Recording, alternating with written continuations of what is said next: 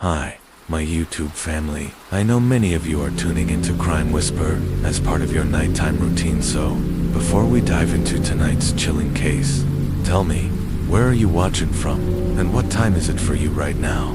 Don't forget to like, comment, and subscribe to support the channel. The Siddorio murder, betrayal behind familiar walls.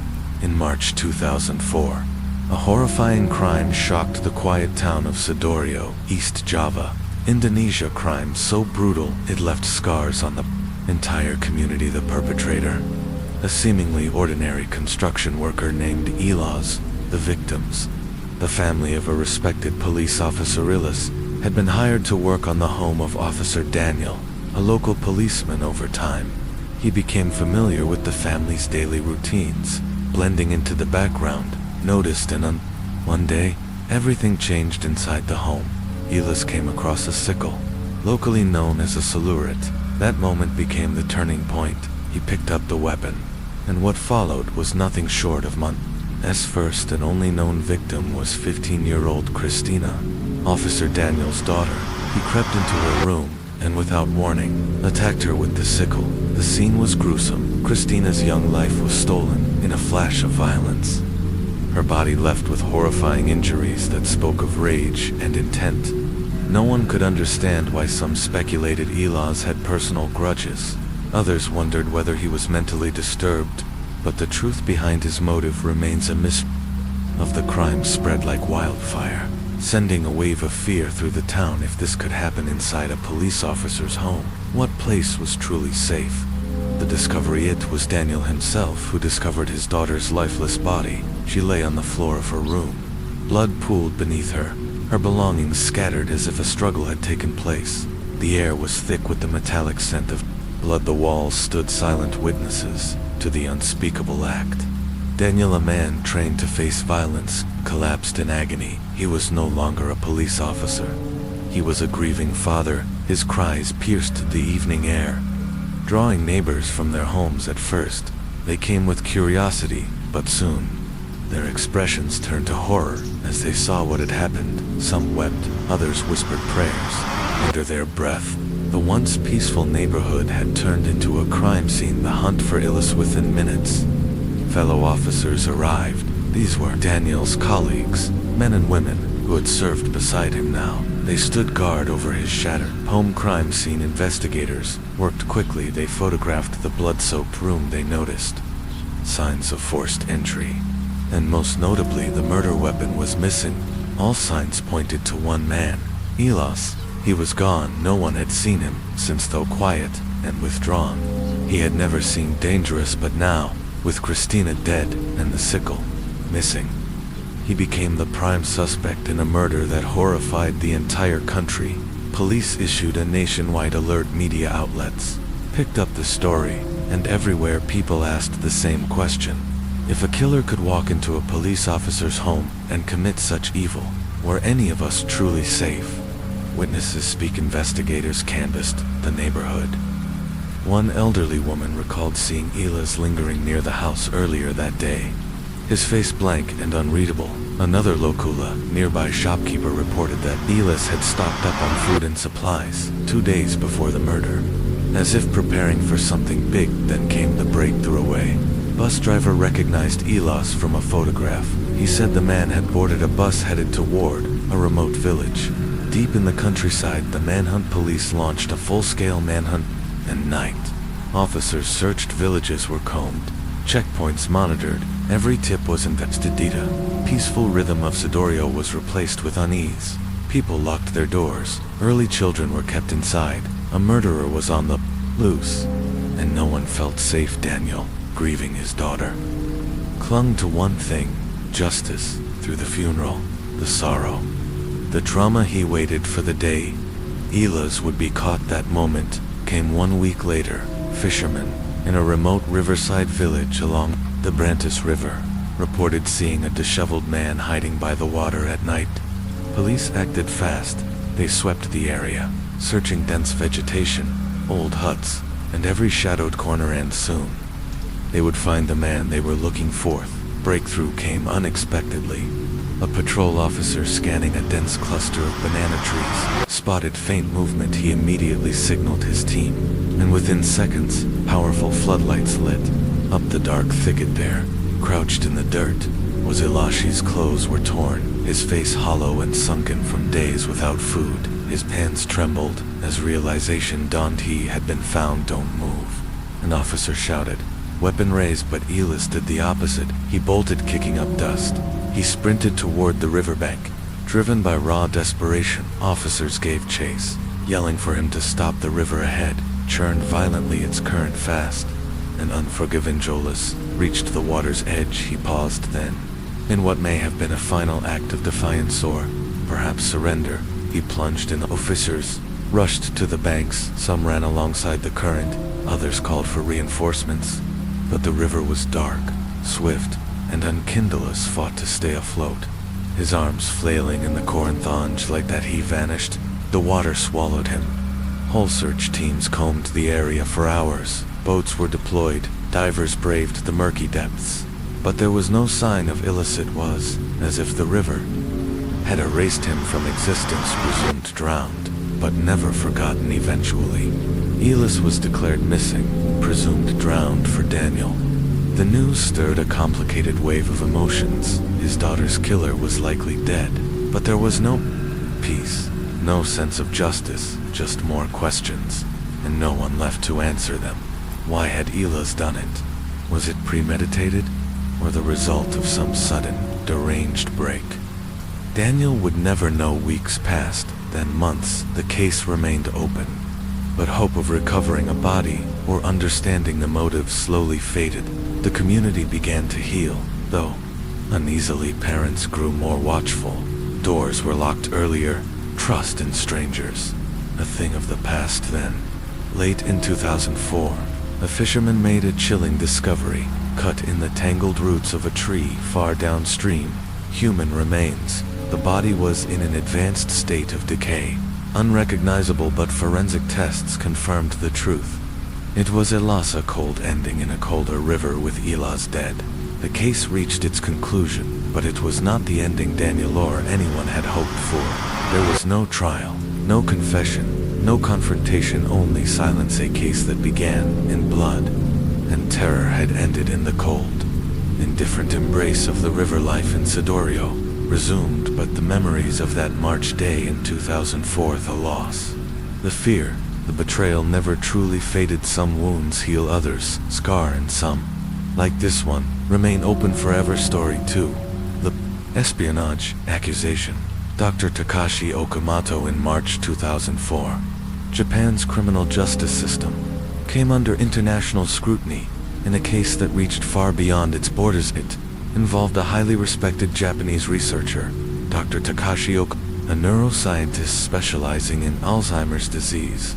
Okamoto had previously conducted research at a medical facility in Cleveland, Ohio, in the United States, but in May 2001, U.S. authorities indicted him on serious charges of industrial espionage, accusing him of stealing proprietary genetic materials from the lab. Nearly 2 years after the indictment, the U.S. filed a formal extradition request with Japan on February 2, 2004. Dr. Okamoto was detained by Japanese authorities. The Tokyo High Court was tasked with weighing an unprecedented decision, the first U.S. extradition request under the 1980 U.S.-Japan bilateral treaty. A clash of legal systems throughout the proceedings. Dr. Okamoto maintained his innocence. He argued that the materials were his own and lacked any commercial value, asserting that he had committed no criminal offense. His legal team emphasized a critical point. Japan had no specific law against industrial espionage. On March 29, 2004, the Tokyo High Court made its ruling. It denied the U.S. extradition request and ordered Dr. Okamoto's immediate release. The reasoning: his actions, while possibly criminal under U.S. law, did not qualify as crimes under Japanese law.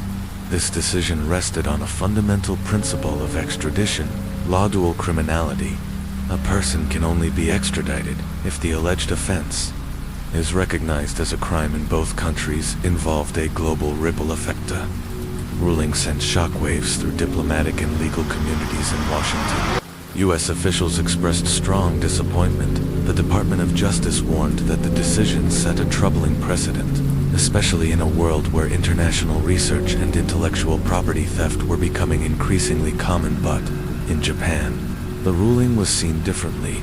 Legal scholars noted that the court's decision was consistent with Japanese policy, one that approaches extradition cautiously, especially when it involves its own citizens. At that time, Japan had extradited 31 individuals to the U.S., including 8 Japanese nationals. Since the treaty's ratification, Dr. Okamoto's case was the first in which extradition was denied, and it sparked a national conversation where law and science collide. This case highlighted the growing pains of globalization as research, technology, and data increasingly transcend borders.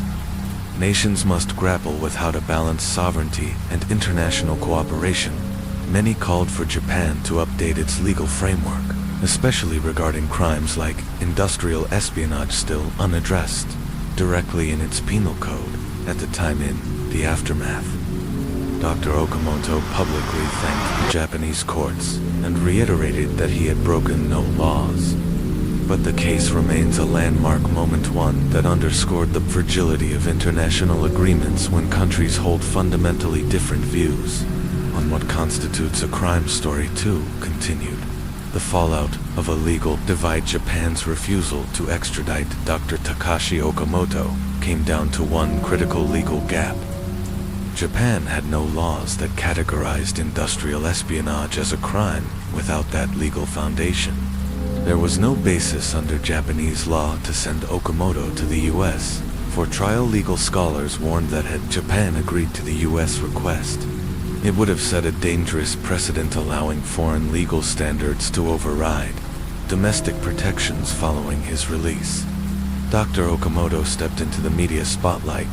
He firmly denied any wrongdoing, stating the research materials he had taken were part of his own scientific work, not proprietary assets belonging to the American lab in Cleveland. He emphasized that he had no intention to profit from anyone else's work. His goal, he said, was simply to continue his Alzheimer's research back in Japan. Support and stigma. Some members of Japan's scientific community rallied behind him. Former colleagues described the allegations as exaggerated, pointing to intense competition in the pharmaceutical industry, which they believed had played a larger role in the prosecution than any actual criminal misconduct yet.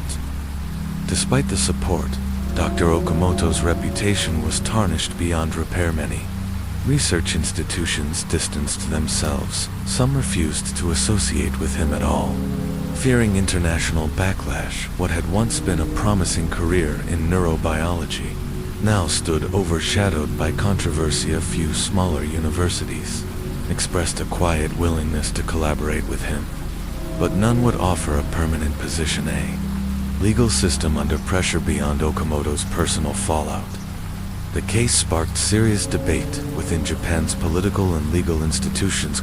Officials questioned whether the current laws adequately protected Japan's growing investments in research and development. Members of Japan's national diet called for reforms, suggesting new legal provisions, specifically addressing intellectual property theft and industrial espionage across the Pacific.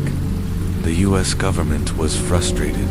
Some lawmakers in Washington urged a review of the 1980 U.S.-Japan extradition treaty, arguing that it lacked the teeth needed to address modern economic crimes like data theft and research misappropriation, but others cautioned against damaging diplomatic ties. The U.S.-Japan alliance was vital not just for trade, but for defense and technological collaboration. The Okamoto case was not the first time legal differences between the two nations had created friction, but it became a clear signal as globalization accelerated. Their legal frameworks were falling out of sync. Public opinion. A nation divided in Japan. Public reaction was deeply mixed. Some citizens believed Dr. Okamoto had been unjustly targeted by a powerful foreign system trying to enforce its will across Borders others argued that the case exposed serious weaknesses in Japan's legal protections for intellectual property. Corporate leaders in particular expressed concern, warning that Japan's lack of strict espionage laws could make it a haven for those looking to exploit legal loopholes in a global economy increasingly driven by cutting-edge research. Protecting proprietary data was no longer just a business issue. It was a national priority. The man behind the controversy. Meanwhile, Dr. Okamoto remained in an awkward limbo, though he had escaped extradition and imprisonment. He had not escaped suspicion despite maintaining his innocence. Many in the academic world saw him as a liability. His name was now synonymous with legal scandal, even as he sought to continue his work applying for private grants. Collaborating with smaller research teams, the stigma followed him. He had once been a respected researcher on the brink of a breakthrough. Now, he was a cautionary tale, a man caught in the murky gray space between science, ethics, and international law. The global ripples in the U.S. The fallout led to renewed calls for greater oversight of foreign scientists working in American labs. Some policymakers pushed for stricter screening procedures, worried that similar incidents could undermine sensitive research in fields like biotechnology and pharmaceuticals. Others lobbied to revise the extradition agreement with Japan, aiming to close the legal loophole that had allowed Okamoto to avoid facing charges in the U.S. But those efforts, too, were met with caution. Amending international treaties was a delicate matter, especially with Japan, one of America's closest allies in both commerce and strategic defense. Legacy of a legal standoff. The case of Dr. Takashi Okamoto did more than highlight one man's fall from grace. It exposed the growing tensions between scientific advancement and the patchwork of global legal standards trying to keep pace for Japan. It forced a national reckoning. Was the country doing enough to safeguard its own research and innovation? For the United States, it was a sobering reminder that even close allies may interpret justice differently, and for the world at large. The Okamoto case became a pivotal moment where law, ethics, diplomacy, and ambition collided. Story 3. The Sewell County Murders, March 2004. In March 2004, a tragic and violent crime shook the tight-knit community of Sewell County, Oklahoma. In the early morning hours of March 2nd, David Brian Magnan, accompanied by 2 other men, arrived at the home of James Howard, a respected member of the Sewell Nation. The house had hosted a birthday celebration the night before, and by then, its residents had settled in for the night. Unaware of the horror about to unfold, Magnan, armed with a pistol, first confronted an individual outside the house. A physical altercation ensued, during which he shot the man in the abdomen, but this was only the beginning. Moments later, Magnan entered the home and approached James Howard, who was asleep. Without hesitation, he shot Howard multiple times in the chest, killing him instantly. He then proceeded to a nearby bedroom where Karen Wolfe and Lucilla McGirt, both also members of the Sewell Nation, were sleeping. Karen Wolfe was shot in the head and died at the scene. Lucilla McGirt, though gravely wounded by bullets to the shoulder and head, miraculously survived long enough to identify Magnan as the gunman before succumbing to her injuries. 2 weeks later, following the triple shooting, Magnan and his accomplices fled the scene and attempted to conceal their involvement by hiding the murder weapon. What followed was a coordinated law enforcement effort involving the Oklahoma State Bureau of Investigation, the Seminole County Sheriff's Office, the Seminole Nation Light Horse Police, and the FBI. Their collaboration led to the recovery of the hidden firearm and the eventual arrest of David Magnan. The community was left reeling. The senselessness of the violence, coupled with the loss of 3 respected individuals, cast a heavy shadow over Sewell County. Vigils were held, and an outpouring of support emerged for the victims' families. Still, many were left grappling for answers, searching for reason, in the face of unthinkable brutality. As the legal process began, the case attracted national attention, not only for the horrific nature of the crimes, but also for what it revealed about violence in Native American communities, and the complex jurisdictional issues that often surround such cases. The successful Coordination between federal and tribal law enforcement highlighted the importance of unity in the pursuit of justice. The trial of David Brian Magnan became a focal point for larger discussions on systemic challenges within the justice system, on the vulnerabilities faced by indigenous populations, and on how communities heal after devastating loss. Through it all, the names of James Howard, Karen Wolfe, and Lucilla McGirt remained etched into the hearts of those who knew and loved them. A lasting reminder of the lives taken on that fateful March night. As the investigation progressed, law enforcement agencies worked diligently to piece together the case. The crime scene was a grim testament to the violence that had taken place. Blood stained the walls and floors. Bullet casings were scattered across rooms once filled with joy, and a chilling silence had taken hold of a home now marked by tragedy. Evidence emerged in the form of a dying declaration despite her severe wounds. Lucilla McGirt managed to survive long enough to name David Magnan as her shooter. Her final words, documented carefully by investigators, carried immense weight. Dying declarations are often regarded as irrefutable in the eyes of the law investigators. Also recovered the murder weapon .40 caliber pistol hidden in a wooded area several miles from the home. Ballistics testing confirmed the weapon matched the bullets retrieved from the victims' bodies. Further forensic analysis revealed Magnan's fingerprints on the gun, leaving no doubt as to his involvement following his arrest. Magnan showed no remorse. He refused to cooperate with investigators or provide any explanation for his actions. His accomplices, however, eventually turned on him in exchange for reduced sentences.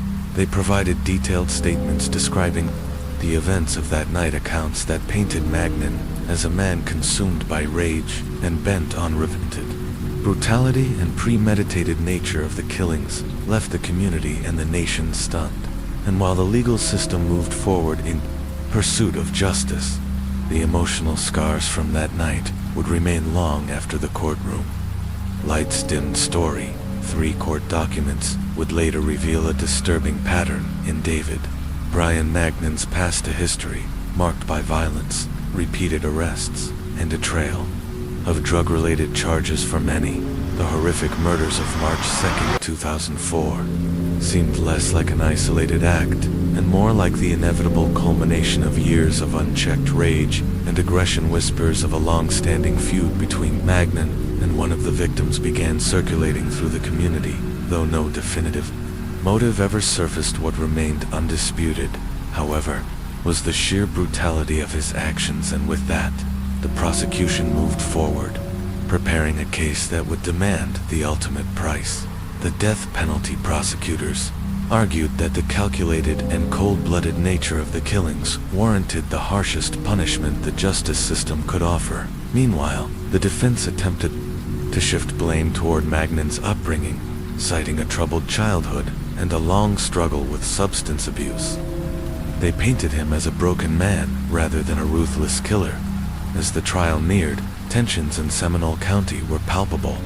The case had become a lightning rod not just for justice, but for the grief, anger, and desperation that had gripped the tight-knit Native American community. Families of the victims attended every hearing, their expressions hardened by sorrow and a quiet determination. They were there not just to seek accountability, but to ensure their loved ones would not be forgotten. Legal scholars weighed in on the complexities surrounding the case, particularly the jurisdictional issues that arise when crimes involve Native American victims in the U.S. Such cases often fall under a web of overlapping state, federal, and tribal laws. But in this instance, given the scale and savagery of the crime, it was clear that prosecution would proceed to the fullest extent possible despite the mounting evidence against him.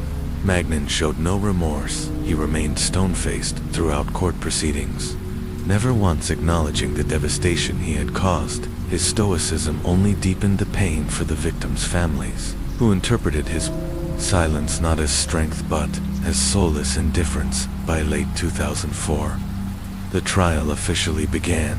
The courtroom was filled to capacity on the first day, with the families of James Howard, Karen Wolfe, and Lucilla McGirt Seated in the front row, all eyes turned toward the man who had shattered their world. The prosecution moved swiftly, laying out a case built on irrefutable evidence, forensic reports, ballistic findings, and compelling witness testimony, but none was more powerful than the dying words of Lucilla McGirt. Despite her grievous injuries, she had managed to whisper the name of her killer before slipping away forever. Her final declaration, captured and recorded by law enforcement, resonated with chilling clarity. Magnin prosecutors also played audio recordings of interrogations with Magnin's accomplices in exchange for lighter sentences. They recounted, often in disturbing detail, how the murders unfolded. They described Magnin firing into the home without hesitation, executing his victims, and later disposing of the murder weapon in a wooded area miles from the scene. Detail corroborated the physical evidence. It was, by all legal accounts, a solid and devastating case. The defense tried desperately to create doubt. They argued that Magnin had been intoxicated and emotionally unstable, incapable of premeditation. At one point, they even attempted to challenge the legal validity of McGirt's dying words, but the judge quickly dismissed their objections under the law. A dying declaration carried immense legal weight, and, in this case, it left no room for reasonable doubts. The trial progressed. More witnesses took the stand. Members of the victims' families gave heartbreaking testimonies. James Howard's mother spoke of his unwavering kindness and generosity. Karen Wolf's sister, her voice trembling, recalled how Karen had been a devoted mother whose children would now grow up without her. These emotional accounts added depth to the evidence, reminding the jury that behind every bullet was a life irreparably destroyed. When it came time for the defense to present their side, it was clear they had little left to offer. Magnin, advised by his attorneys, declined to testify. His criminal history, though inadmissible in court, was well known throughout the community, and public sentiment leaned heavily against him. After closing arguments, the jury deliberated for less than 3 hours. When they returned, the courtroom went silent. The judge read the verdict aloud. Guilty on all counts. Gasps and quiet sobs echoed through the room. Some family members held each other tightly. Others bowed their heads in solemn relief. Justice, at least in a legal sense, had finally been delivered. During sentencing, the prosecution pressed once again for the death penalty. They emphasized the premeditated nature of the murders, complete lack of remorse, and the emotional toll inflicted upon an entire community. The defense made a final plea for life in prison, without parole, but the judge was firm given the brutal circumstances and the overwhelming evidence. David Brian Magnin was sentenced to death for the families of James Howard, Karen Wolf, and Lucilla McGirt. The verdict brought a sense of resolution, but not healing the pain of their loss would forever linger still. They found strength in having stood through every phase of the legal battle, refusing to let their loved ones become forgotten. Statistics, though.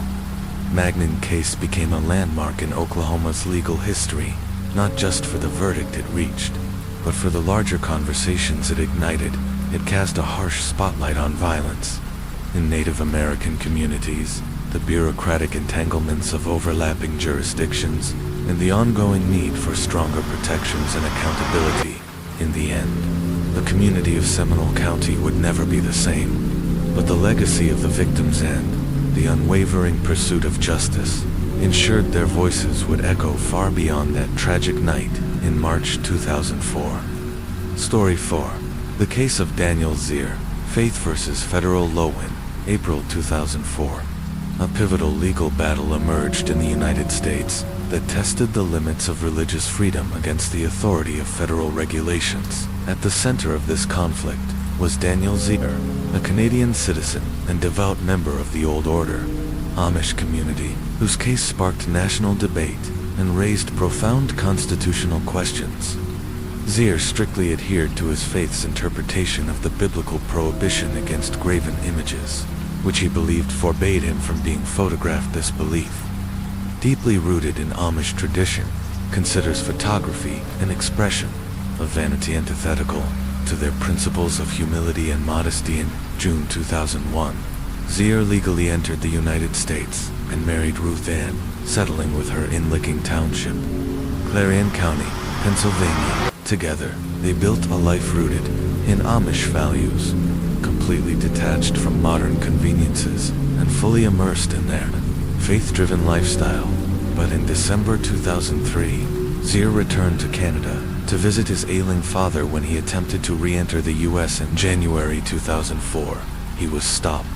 At the border, officials informed him that his departure had constituted a self-deportation and that he could not return without proper documentation. Specifically, a government-issued photo ID. This requirement directly clashed with Zier's religious convictions. He refused to be photographed, offering instead to submit fingerprints as an alternative form of identification. He argued that fingerprints were sufficient for background checks and did not violate his religious beliefs. However, federal authorities rejected this compromise, asserting that a photograph was essential for identity verification, especially in the post-9/11 era, where national security concerns were paramount. Determined to challenge what he viewed as an infringement on his First Amendment rights, Zier filed a lawsuit against the U.S. government. His decision was unprecedented within the Amish community, which generally avoids litigation and public conflict. That Zier chose to pursue legal action illustrated just how deeply the issue struck at the heart of his faith and personal liberty. The case quickly gained national attention. Legal scholars, civil rights advocates, and religious organizations began weighing in, as it presented a critical test of the boundaries between constitutional rights and federal authority. While the government emphasized the importance of photo identification as a non-negotiable component of homeland security, Zier's legal team argued that religious freedom must be respected even in matters of immigration policy. The heart of the case were two constitutional pillars: the First Amendment, which guarantees the free exercise of religion, and the 14th Amendment, which ensures equal protection under the law. Zier's lawyers contended that forcing him to violate his faith in order to comply with federal identification laws was not only discriminatory but unconstitutional. Federal prosecutors, however, maintained that the photographic requirement was not arbitrary. In an era marked by heightened vigilance and national security threats, photographs were deemed indispensable for accurate identity verification and background checks. They warned that allowing exemptions, even on religious grounds, could undermine the integrity of border security. As the court date approached, the case became a flashpoint in the broader conversation about religious liberty in America. Many questioned whether constitutional freedoms should yield to public safety concerns. Others worried about the precedent it would set for religious minorities seeking exemptions from government mandates. The Amish, long respected for their commitment to peace, separation from technology, and strong moral code, had historically been granted accommodations by federal and state governments. This case, however, pushed the boundaries of what those accommodations could entail. In a post-9/11 society, public opinion was divided. Some viewed Zier's stance as a courageous defense of religious conviction. Others feared that allowing an exception would open the floodgates to widespread non-compliance with national security laws. But regardless of stance, the case was undeniably important, highlighting the delicate balance between safeguarding American values and protecting American lives. As of April 2004, the legal battle remained unresolved. Both sides prepared to present their arguments, knowing the outcome could set a national precedent for Daniel Zier and his community. The stakes were deeply personal for the federal government. They were a matter of policy and protection. What remained clear was that this case was not just about one man's refusal to be photographed. It was a defining moment in the ongoing struggle to reconcile faith and freedom with the responsibilities of a secure society. Story 4. The case of Daniel Zier, a legal battle between faith and federal law. In April 2004, a significant legal battle unfolded in the United States, centering on an old order Amish man named Daniel Zier.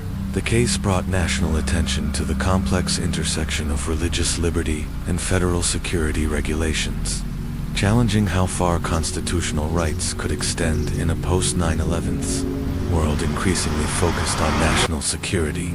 Daniel Zier, a Canadian citizen and devout member of the Amish faith, adhered strictly to his community's interpretation of Scripture, which prohibits the creation of graven images, including photographs. In June 2001, Zier entered the United States and married his wife Ruth Ann, settling in Licking Township, Clarion County, Pennsylvania. Together, they built a life rooted in traditional Amish values, shunning modern conveniences and living in alignment with their religious beliefs. However, in December 2003, Zier traveled back to Canada to visit his ailing father when he attempted to return to the U.S. the following month. He was stopped at the border. U.S. officials informed him that, by leaving the country without the proper documentation, he had effectively self-deported and would now need a photo ID to re-enter legally. For Zier, that posed an impossible choice. His religious convictions forbade him from being photographed, as doing so would violate his faith, though he offered to submit fingerprints instead, a method he argued was equally reliable for identification. Federal authorities rejected the compromise. The Department of Homeland Security insisted that a photograph was a non-negotiable requirement, citing the need for thorough background checks and biometric screenings in the interest of national security. Faced with no alternative, Zier filed a lawsuit, claiming that the federal requirement for a photograph violated his First Amendment right to religious freedom. The case was highly unusual, not only because of the legal questions it raised, but also because the Amish typically avoid litigation and interactions with the government. Zier's decision to pursue the matter in court reflected the deep religious significance of the issue, and how personally he was affected. The legal challenge quickly drew national attention. Civil liberties advocates, religious organizations, and legal scholars weighed in, sparking a public debate about the balance between individual rights and national security. At the heart of the argument were two constitutional pillars: the First Amendment's guarantee of religious freedom and the 14th Amendment's promise of equal protection under the laws. Legal team emphasized that the Amish had long been granted accommodations in areas like military service and voting due to their deeply rooted religious convictions. They argued that requiring a photograph when fingerprinting could serve the same purpose was an unnecessary infringement on a sincere and long-standing belief. For Zier and his community, photographs were not just a matter of personal preference, but a theological violation rooted in their beliefs about vanity, humility, and the soul on the other side. Federal prosecutors maintained a firm stance in the heightened security climate following 9/11. They argued standardized identification, including photographs, was essential to immigration control and public safety. Allowing religious exemptions, they said, could open the door for others to exploit similar loopholes, potentially undermining national security efforts. Public opinion remained sharply divided. Many Americans sympathized with Zier, viewing his refusal as a profound act of faith. In a test case for religious liberty, they questioned why the government could not accommodate alternative forms of identification, especially when those alternatives had already been used successfully in other areas of law enforcement. Others, however, felt that Zier's stance posed an unreasonable challenge to the legal framework designed to keep the country safe for them. Security must take precedence. They argued that the government's requirement wasn't a matter of discrimination or insensitivity, but a necessary precaution, one that helped prevent fraud, track individuals entering and leaving the country, and support broader national security efforts. As the trial approached, tensions mounted. Zier's legal team faced the formidable task of persuading the court that a religious exemption should be honored in a case tied so directly to national safety. Meanwhile, the Amish community, typically removed from the political and legal world, quietly watched with concern.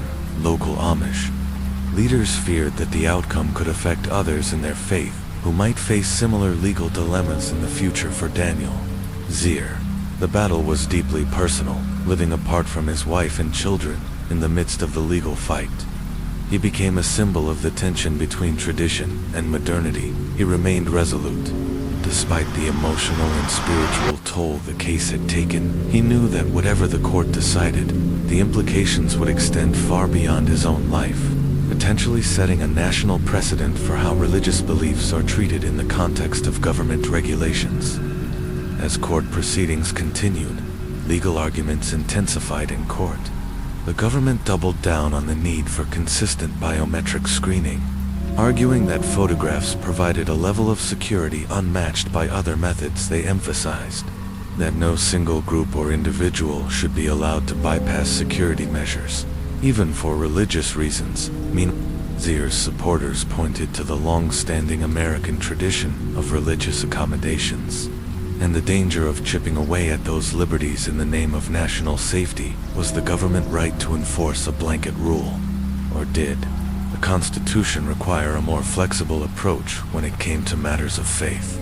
The outcome of the case would be pivotal. A ruling in Zier's favor could expand protections for religious minorities and shape future immigration policies. A ruling against him could reinforce the authority of federal security mandates, even when they come into conflict with individual rights. As the trial reached its final stages, one thing became clear. This was not just a legal dispute, it was a national conversation about identity, belief, and how far a country should go to protect itself without losing sight of the freedoms that define its story. For the case of Daniel Zier, faith versus national security. As Daniel Zier's case unfolded, it began to draw national attention. Legal scholars debated its constitutional implications, and media outlets followed the trial closely, dissecting every development. For many Americans, this wasn't merely a courtroom dispute, it was a national reckoning with the meaning of religious liberty and how it should be upheld in an era of heightened security. After weeks of intense hearings and legal sparring, the trial reached its final phase. The judge, who had spent considerable time weighing not only legal arguments but also the broader cultural and security implications, now faced the difficult task of reconciling religious rights with national safety. While us courts had ruled on religious accommodation before, Zier's case stood apart. Here was a direct clash between a deeply held religious conviction and a core component of the government's post-9/11's security protocol. It wasn't simply a matter of belief, it was a matter of identity verification. In a world increasingly defined by the need for surveillance and border control. In closing arguments, Zier's attorney reiterated a central point. Their client was not refusing all forms of identification. He was willing to undergo fingerprinting, an accurate and secure method that respected his religious refusal to be photographed. The defense emphasized America's long history of accommodating religious practices, from military exemptions to alternative civic duties, and argued that this was just another such case. The government, however, held firm. Their lawyer underscored the necessity of uniform photo identification as a foundational component of national security infrastructure. Since 9/11's, they argued, the landscape had changed. Identification systems had to be consistent and visual, allowing exceptions, even sincere ones, could open the floodgates to countless exemptions on religious or personal grounds, potentially jeopardizing national safety. After careful deliberation, the judge issued a decision that would divide public opinion across the country. The court ruled in favor of the government, while the judge acknowledged the sincerity of Zier's religious beliefs. He concluded that the federal government's compelling interest in national security took precedence. The ruling emphasized that, in a post-terrorism age, certain individual sacrifices might be required for the collective safety of the nation. Decision sent shockwaves through the Amish community and civil liberties groups. For Zier, it was not just a legal loss, it was a deeply personal blow. His case had represented more than a challenge to government policy. It was his way of defending a sacred part of his faith. Yet, despite the heartbreak, he accepted the ruling with quiet dignity. While the verdict brought closure to the courtroom, it opened the door to years of legal and social debate. The case set a powerful precedent for how courts might balance, first, Amendment writes, with national security imperatives in the years ahead, it forced the country to confront a pressing question. How far can and should religious freedom stretch in a world that demands vigilance? Daniel Zier's case remains a pivotal example of the ongoing struggle to balance faith, law, and the security needs of a modern society. Story 5. Alex, Gender Identity, and the Rights of Minors in Medical Care. In April 2004, Australia was presented with a case that would challenge its legal norms and ignite national conversations about the rights of transgender youth. The case, known as Alex, centered on a 13-year-old adolescent who identified as male and sought hormone therapy to begin his gender transition. A ward of the state of Victoria had been diagnosed with gender identity disorder, a condition where a person's internal sense of gender does not align with the sex they were assigned at birth. The question before the Family Court of Australia was deeply complex. Who had the legal authority to approve Alex's medical treatment, his caregivers within the state system, or the court itself? At the heart of the matter lay broader ethical and social issues, the rights of minors to make decisions about their own bodies, the responsibilities of the state to protect vulnerable children, and the evolving medical understanding of gender dysphoria. The stakes were immense, not just for Alex, but for countless other transgender youth across Australia. Alex had identified as male for years and sought medical intervention not out of impulse, but after extensive evaluation by gender identity specialists and mental health professionals. His medical team agreed that early intervention was critical. They warned that without hormone treatment, Alex could experience severe psychological distress, depression, and an exacerbation of gender dysphoria as he matured. However, because Alex was under state care, the path to treatment became entangled in bureaucracy and legal uncertainty. The court had to determine whether someone so young could or should have the autonomy to make a life-altering decision. Even with professional support in its final decision, the family court ruled in favor of Alex, authorizing his access to hormone therapy. The ruling was groundbreaking. It affirmed that transgender minors, when supported by medical professionals, had a right to access treatments that aligned with their gender identity. The judgment also recognized the evolving role of the courts in addressing issues of gender, medicine, and child welfare. The Alex decision became a landmark in Australian law. It underscored the importance of treating transgender youth with dignity, empathy, and scientific care. While the case didn't erase the ongoing challenges faced by transgender individuals, it marked a crucial step toward legal recognition and support more broadly. Alex pushed Australia into a national dialogue on gender diversity, medical ethics, and the rights of children. It forced institutions, medical and governmental, to reconsider how they defined and protected personal identity.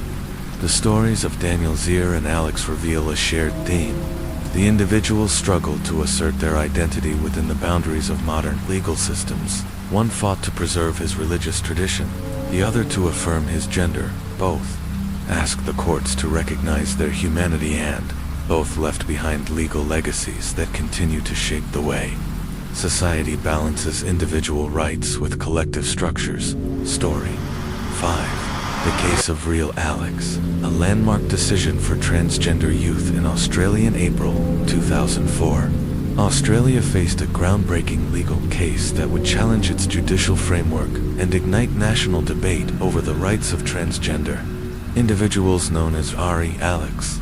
The case centered around a 13-year-old child referred to as Alex, who was seeking hormone treatment to align his physical appearance with his affirmed male gender identity. Alex, a ward of the state of Victoria, had been diagnosed with gender identity disorder, a condition where an individual's deeply held sense of gender differs from the sex assigned at birth. His case posed a difficult legal and ethical question. Who should have the authority to approve such medical treatment for a minor?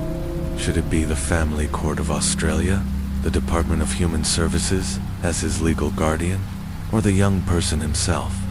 At its core, this case was not just about access to medical intervention. It was about autonomy, identity, and The rights of minors to make life-altering decisions, the stakes were high, and the complexities were profound. Alex had lived as a boy for several years, and in consultation with medical professionals and his supportive family, sought to begin hormone therapy. This treatment would delay the onset of female puberty and give him the space to fully explore his gender identity in a safe and affirming environment without having to endure the distressing physical changes that contradicted his sense of self. However, because Alex was under the guardianship of the state, his request required legal approval.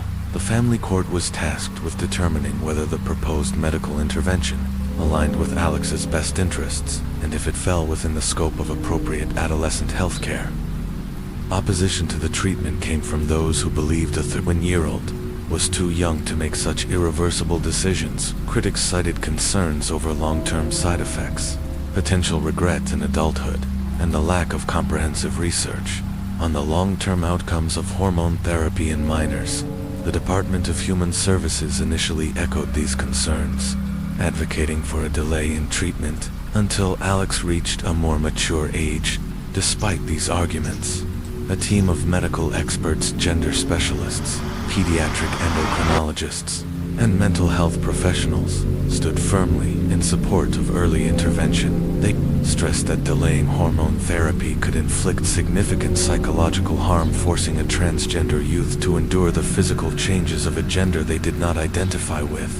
They argued could lead to depression, anxiety, and long-term emotional distress. Early treatment, they insisted, was not just beneficial, it was essential. The court proceedings attracted national attention. The case had implications far beyond Alex's individual situation. It prompted a national conversation about informed consent, medical ethics, and how much say minors should have over their health care, particularly in relation to gender identity.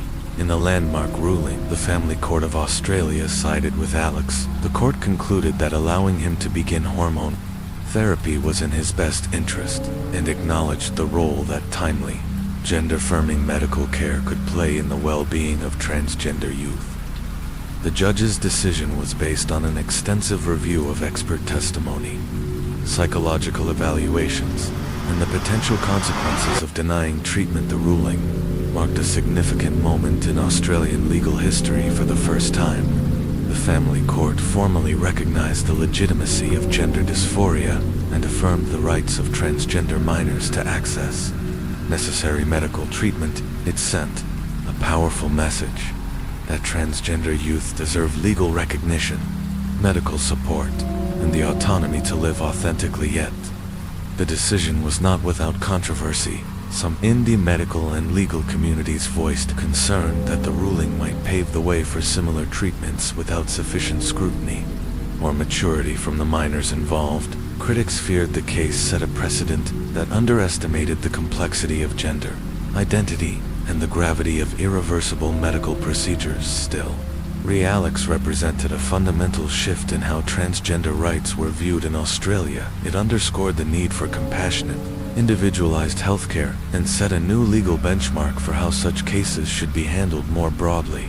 It challenged societal assumptions about gender autonomy and the evolving understanding of what it means to protect the best interests of a child in the aftermath. The impact of the Alex case rippled through legal and medical institutions alike. The ruling strengthened the position of transgender youth seeking gender-affirming care and provided legal clarity in a previously ambiguous area of law. It stood as a beacon for families, advocates, and medical professionals working to support young people navigating their gender journeys. Ultimately, the case of Alex did more than affirm the rights of one young person. It reshaped the national discourse on transgender healthcare and inspired a more inclusive, progressive vision of justice for all. Story 6. Alex, a landmark case in transgender youth rights in Australia. The Alex case became a watershed moment in Australia's legal and medical approach to transgender youth. At its core was a young transgender boy named Alex, who sought to begin hormone treatment to halt the onset of female puberty. This early intervention would allow Alex to explore his gender identity in a safe and supportive environment, free from the distress of developing secondary sexual characteristics that conflicted with his internal sense of self. However, the case soon evolved into a national debate about who should have the authority to make such life-altering medical decisions: the individual, their family, or the courts. Because Alex was a minor, under the care of the state, the Family Court of Australia was tasked with deciding whether authorizing gender-affirming treatment was in his best interest and aligned with best practices in adolescent healthcare. Opposition to the treatment came from various quarters, including the Department of Human Services and Victoria Lax's legal guardian at the time. They argued that such a significant decision should be postponed until Alex reached an age where he could more fully understand the implications of his choice. Concerns were raised about the irreversible aspects of hormone therapy and the possibility of regret later in life. Critics also questioned whether a 13-year-old could truly grasp the long-term consequences of transitioning, especially given the ongoing debate within the medical community about gender identity and the evolving nature of gender dysphoria treatment. Despite these concerns, a team of medical professionals comprising pediatric endocrinologists, psychiatrists, and gender identity specialists testified in strong support of early intervention. They warned that delaying treatment could lead to significant psychological harm, including depression, anxiety, and suicidal ideation for Alex. Going through puberty misaligned with his gender identity would not only be traumatic but could also complicate his transition later in life.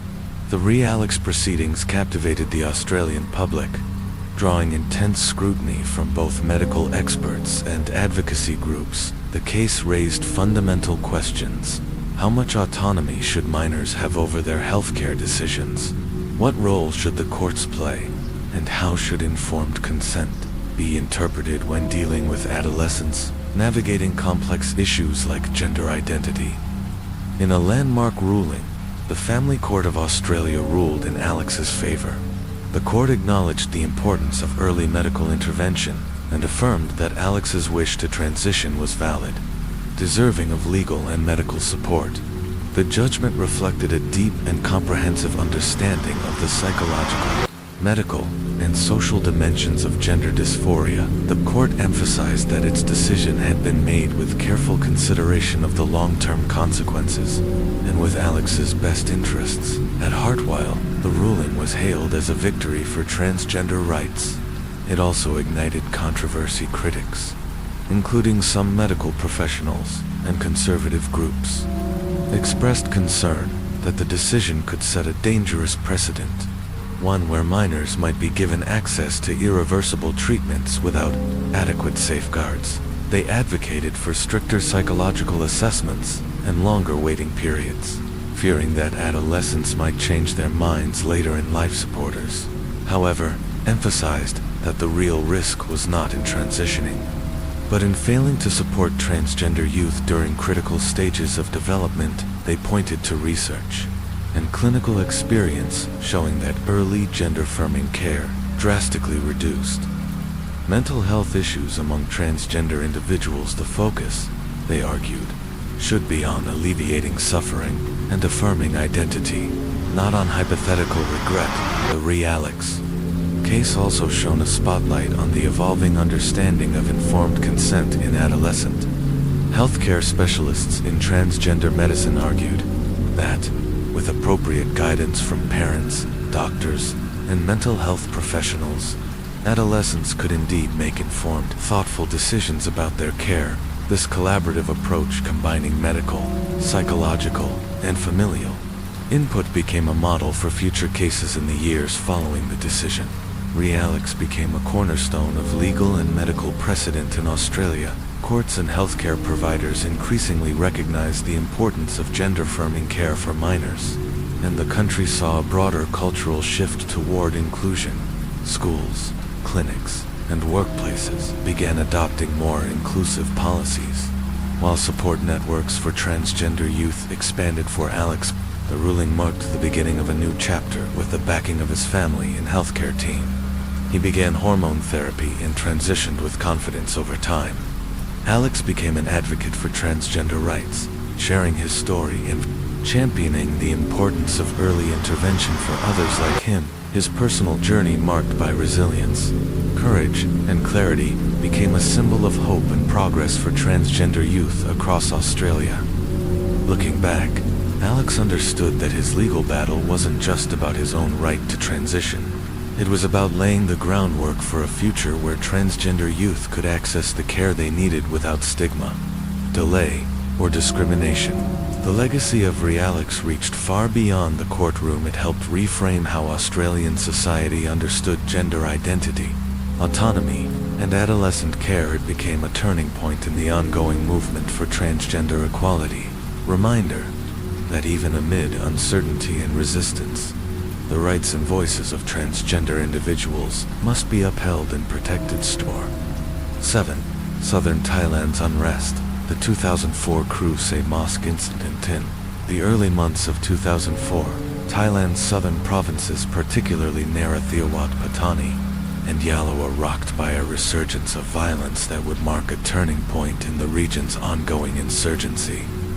What had begun as isolated unrest quickly escalated into coordinated attacks as insurgent groups grew more organized and aggressive. On April 28, 2004, over 100 armed militants launched simultaneous assaults on 10 police outposts across the 3 provinces. The attacks were swift and brutal, overwhelming local police forces. Several officers were killed, and weapons and ammunition were seized. The sheer scale and coordination of the attacks revealed a sobering truth. The insurgent groups operating in the south had become a formidable and highly organized force. In the aftermath of the attacks, a group of militants took refuge inside the historic 16th century Kruse Mosque in Pattaya, revered religious site for the region's Muslim population. The mosque quickly became the epicenter of a tense standoff between the insurgents and Thai security forces for 7 hours. Negotiations failed to produce a peaceful outcome. Eventually, the Thai military launched a full-scale assault on the mosque.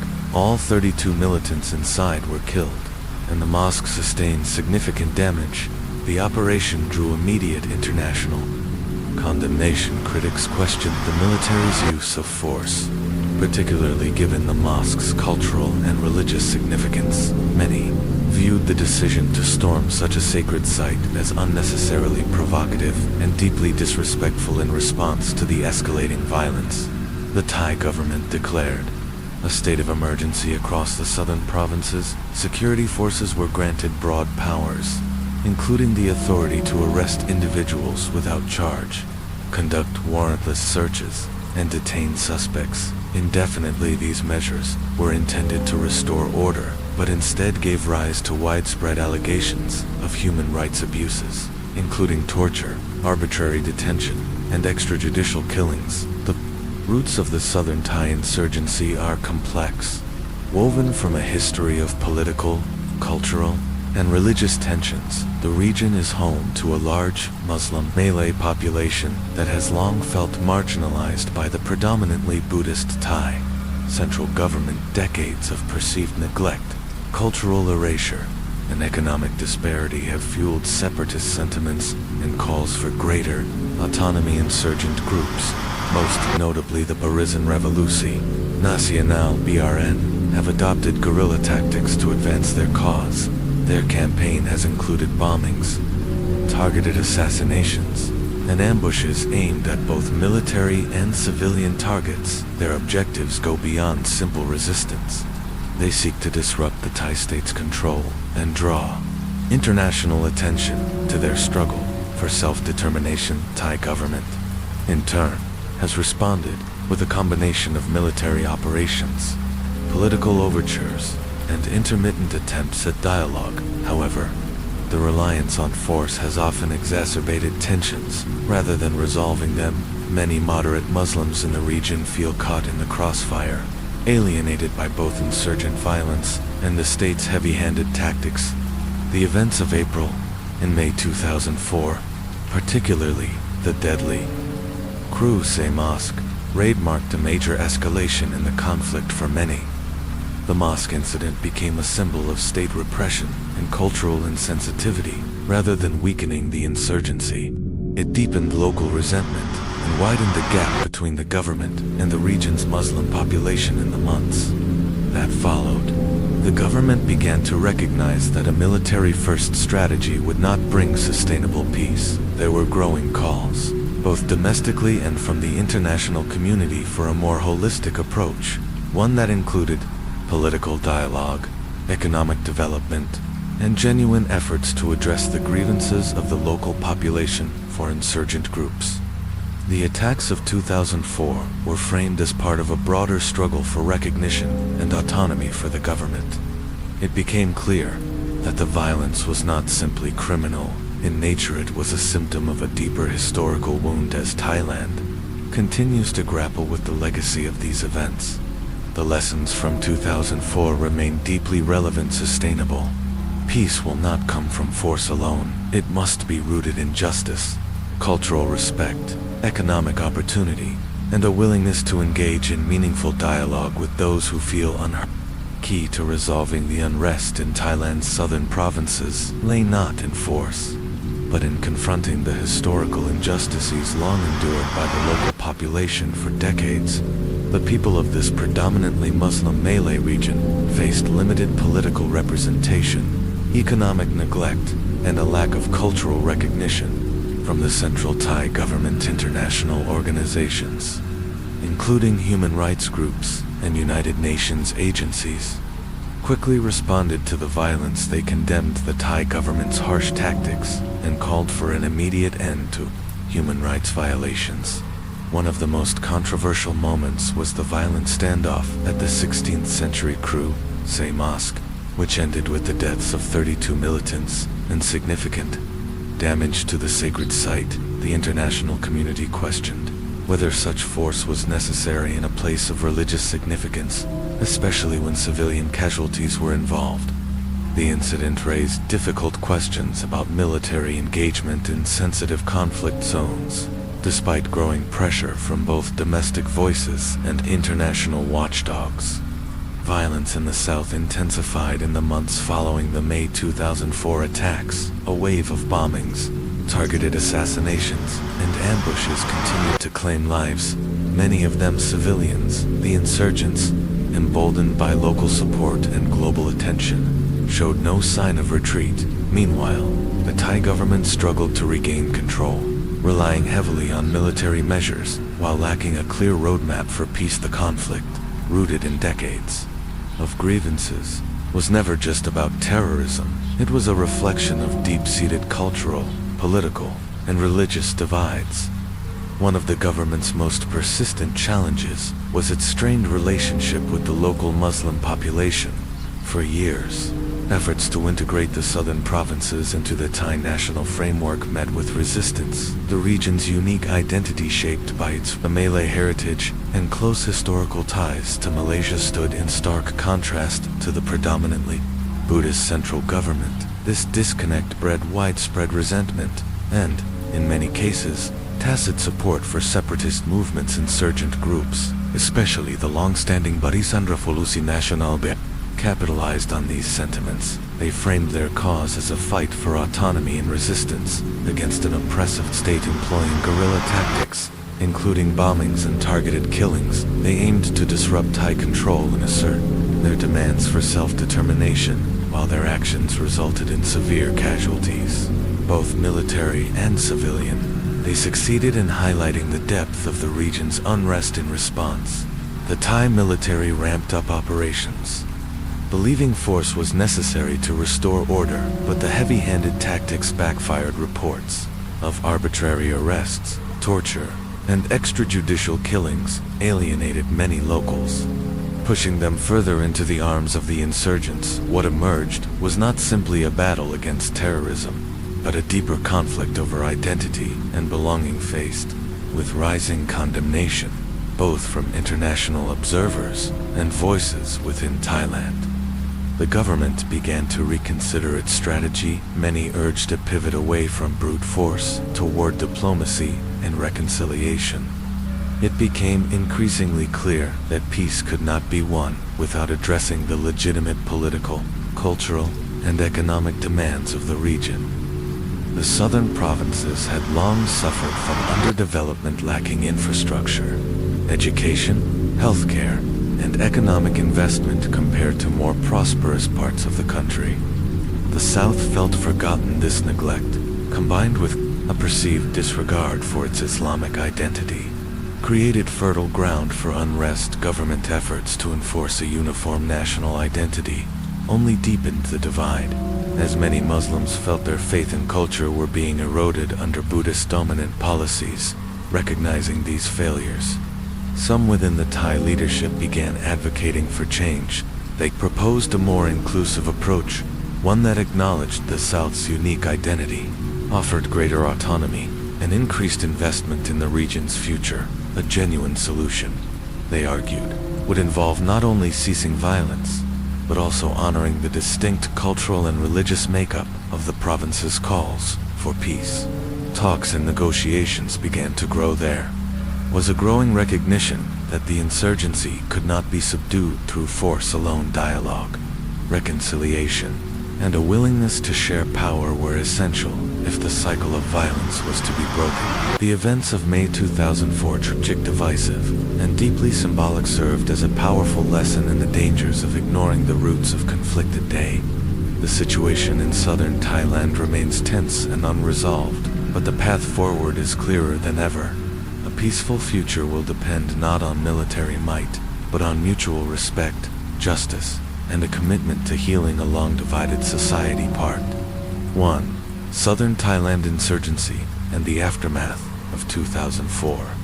The key to resolving the long-standing conflict in Thailand's southern provinces lies in addressing deep-rooted historical injustices. For decades, the region's Muslim-majority population has struggled with political limited economic opportunities, and a lack of cultural recognition. Without meaningful reforms on these fronts, the cycle of violence is likely to continue. International organizations, including human rights groups and United Nations agencies, have called for an immediate end to human rights violations in the region. They urged the Thai government to initiate a genuine peace process with insurgent groups. One particularly controversial event, the Crusade Mosque incident, drew widespread international condemnation. The use of deadly force in such a sensitive setting raised serious ethical concerns, especially as civilian lives were lost. Questions emerged over the rules of engagement and whether military intervention was justified in such a complex socio-political landscape. Despite growing calls for peace and dialogue, violence escalated. In the months following the May 2004 incident, bombings, ambushes, and targeted killings became more frequent, with civilians increasingly caught in the crossfire. Insurgents, emboldened by both local support and global attention, continued their campaign. Meanwhile, the Thai government, facing pressure from within and abroad, struggled to formulate a long-term solution. To this day, the conflict in southern Thailand remains unresolved. The events of May 2004 serve as a grim reminder of how deeply embedded grievances, if left unaddressed, can spiral into prolonged violence. They also underscore the importance of inclusive peace-building efforts that go beyond militaristic solutions. The Thai government's heavy reliance on military responses has proven insufficient. The insurgency is not merely a series of isolated terrorist acts. It reflects broader political and cultural frustrations for many in the Muslim-majority southern provinces. The central government represents a distant authority that has long failed to acknowledge their identity, needs, or rights. The region's distinct history, its close cultural ties to neighboring Malaysia, and its predominantly Islamic faith make integration into the broader Thai state a continual challenge. Marginalization and alienation have fueled resentment and, in many cases, sympathy for insurgent causes. Groups such as the Barisan Revolusi Nasional (BRN) capitalized on this sentiment, framing their struggle as one of resistance against state oppression. Their methods, ranging from bombings and assassinations to ambushes, caused devastation and loss of life, but their message resonated with many who felt ignored by Policies. Ironically, the Thai military's harsh tactics, extrajudicial killings, arbitrary detentions, and reports of torture only deepened the divide.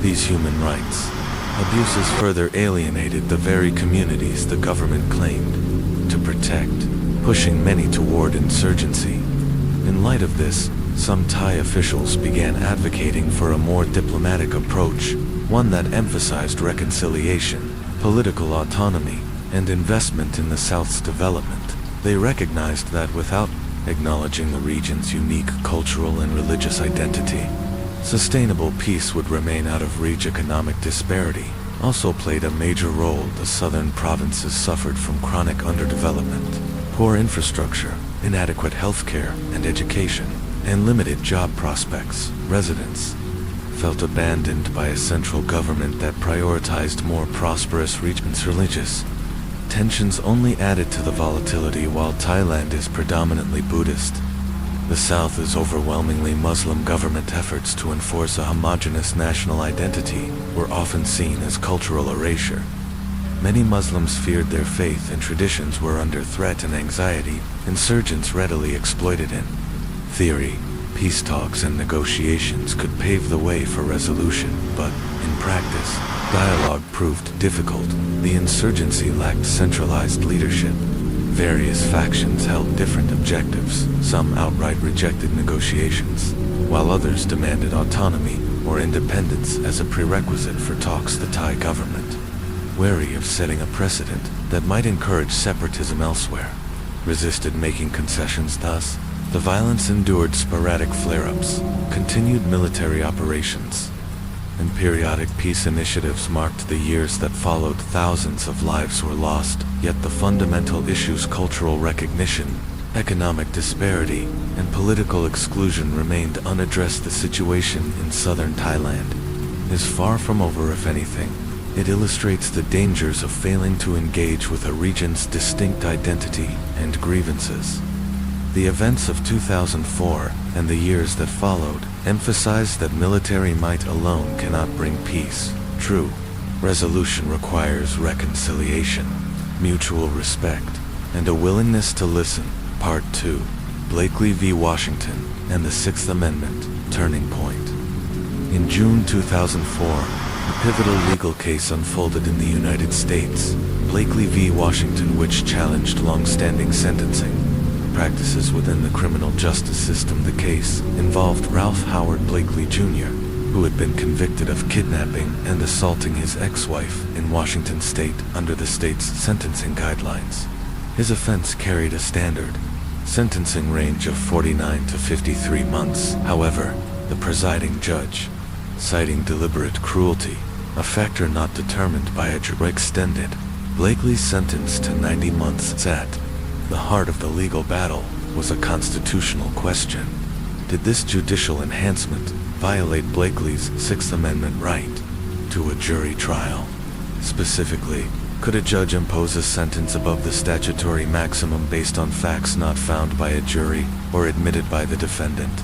In a narrow 5-4 ruling, the U.S. Supreme Court sided with Blakely, writing for the majority.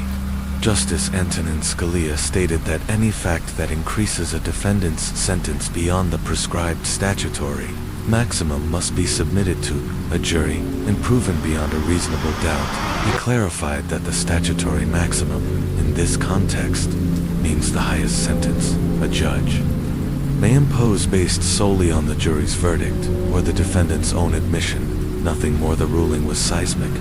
It effectively invalidated sentencing systems that allowed judges to enhance sentences using facts that had not been reviewed by a jury. It also forced state and federal lawmakers to revise sentencing laws to ensure compliance with constitutional protections. Blakely v. Washington reaffirmed the essential role of juries in the sentencing process. It emphasized fairness, transparency, and public scrutiny. In criminal justice, cornerstones of the American legal tradition, the ruling triggered a nationwide revaluation of sentencing procedures. Legislatures across the country rushed to amend their laws, ensuring that any fact that could enhance a sentence would now be determined through a jury trial. This marked a significant shift toward jury-centered justice, moving away from systems that had granted broad discretionary power to judges prior to Blakely. Many states used indeterminate sentencing or guidelines-based systems, where judges could impose harsher penalties based on aggravating factors. They alone determined these systems allowed for inconsistencies, and critics argued potential abuses of judicial discretion. The Blakely decision sparked widespread debate, while some saw it as a necessary reinforcement of constitutional safeguards. Others worried it would make sentencing procedures more rigid and complicated still. The ruling stood as a landmark moment, cementing the principle that juries, not judges, must decide the facts that determine a person's liberty. It also laid the groundwork for future rulings, including United States v. Booker, 2005, which extended similar principles to the federal sentencing guidelines. Collectively, these decisions reshaped the landscape of American criminal sentencing and reasserted the importance of the Sixth Amendment. Story 7. Blakely v. Washington, a turning point in sentencing. Lewin, June 2004. A landmark legal case. Blakely v. Washington brought nationwide attention to a critical issue in the American criminal justice system. Judicial discretion in sentencing. The case centered on Ralph Howard Blakely Jr., who was convicted in Washington state for kidnapping and assaulting his former wife under the state's sentencing guidelines. His offense carried a standard sentence range of 49 to 53 months. However, the trial judge determined without input from a jury that Blakely had acted with deliberate cruelty and increased his sentence to 90 months based on that finding. This raised a crucial constitutional question. Had Blakely's Sixth Amendment right to a trial by jury been violated? Specifically, could a judge impose a harsher sentence based on facts not determined by a jury? In a narrow 5-4 decision, the United States Supreme Court sided with Blakely, writing for the majority. Justice Antonin Scalia emphasized that the statutory maximum sentence is the highest punishment a judge may impose based solely on the jury's verdict or facts the defendant admits. Any fact that could elevate that sentence must be presented to a jury and proven beyond a reasonable doubt. The ruling had sweeping consequences. It invalidated sentencing frameworks, both state and federal, that allowed judges to enhance sentences based on their own fact-finding in response. Lawmakers and courts were forced to reevaluate how sentencing enhancements were handled, ensuring they were now tied directly to jury verdicts rather than judicial discretion, alone redefining sentencing procedures. Prior to Blakely, many states used indeterminate or guidelines-based sentencing systems where judges could adjust penalties based on additional details, such as prior convictions, the level of harm inflicted, or other aggravating factors. But these adjustments often weren't reviewed or approved by juries. With Blakely, those systems were called into question. States scrambled to amend their laws, introducing new procedures that required sentencing enhancements to be jury-determined. In many jurisdictions, mandatory minimum sentences could now only be applied if the jury explicitly found the facts necessary to justify them.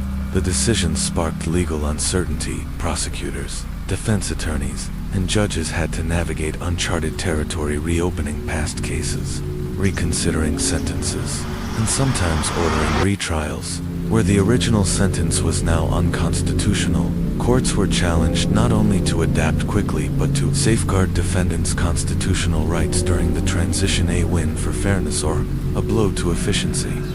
For many legal scholars and defense advocates, Blakely marked a major victory. It affirmed that sentencing, especially when it involves enhanced penalties, must be transparent and democratic. The decision placed the responsibility of determining critical facts squarely on juries, reinforcing the constitutional role of peer deliberation in criminal trials. Judges could no longer impose harsher sentences based on untested, unproven facts behind closed doors. However, not everyone viewed the ruling favorably. Critics argued that Blakely complicated the legal process, potentially making trials longer, more expensive, and harder to manage. Prosecutors worried that requiring jury involvement in sentencing factors could jeopardize convictions or make plea deals more difficult to secure, especially in cases involving prior offenses or nuanced aggravating circumstances and beyond.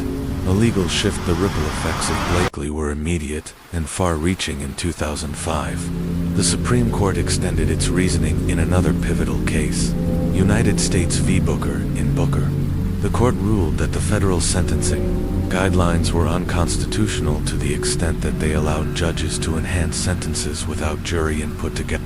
Blakely and Booker triggered a broader national reckoning about how sentencing should be approached, and who should have the power to decide the facts that affect a person's freedom. These decisions forced legislators and courts to reconsider how to balance two competing priorities: the need for individualized, flexible sentencing, and the constitutional right to a fair trial by jury.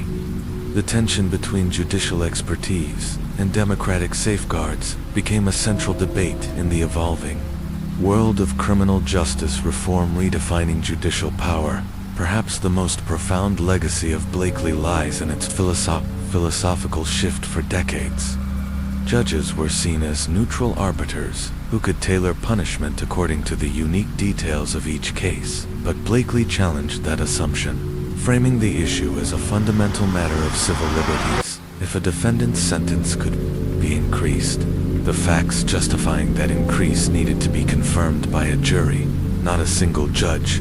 This had implications beyond the courtroom. It changed how courts approached plea bargaining, where defendants often agreed to certain enhancements to avoid trial. Under Blakely, any such enhancement needed to be grounded in jury findings or explicit admissions by the defendant, further raising the bar for legal accountability. Lasting impact. The decision in Blakely v. Washington reshaped the American criminal justice system. It forced a nationwide reconsideration of sentencing practices, placed limits on judicial authority, and strengthened the role of the jury as a cornerstone of democratic justice. While challenges remain in striking a balance between fairness and efficiency, the case stands as a powerful reminder that the Constitution must be the guiding force even in the most complex corners of the law. For every defendant, Blakely reaffirmed a simple but essential promise: the right to a sentence grounded in truth, fairness, and the judgment of one's peers. Blakely v. Washington, sentencing reform and jury authority. The Blakely v. Washington decision dramatically reshaped sentencing procedures across the United States. It established that mandatory minimum sentences could only be imposed based on facts explicitly found by a jury, not by a judge's discretion. This marked a significant departure from previous norms, where judges had broader authority to determine sentencing enhancements after a conviction. Judicial discretion in sentencing allowed judges to weigh aggravating and mitigating factors, tailoring the punishment to fit both the crime and the defendant's background. But Blakely shifted this paradigm. The ruling clarified that any punishment above the statutory maximum must be grounded in facts a jury has found beyond a reasonable doubt, reinforcing the Sixth Amendment's guarantee of trial by jury. The decision served as a safeguard against unchecked judicial power in the short term. Blakely sent ripples through the justice system.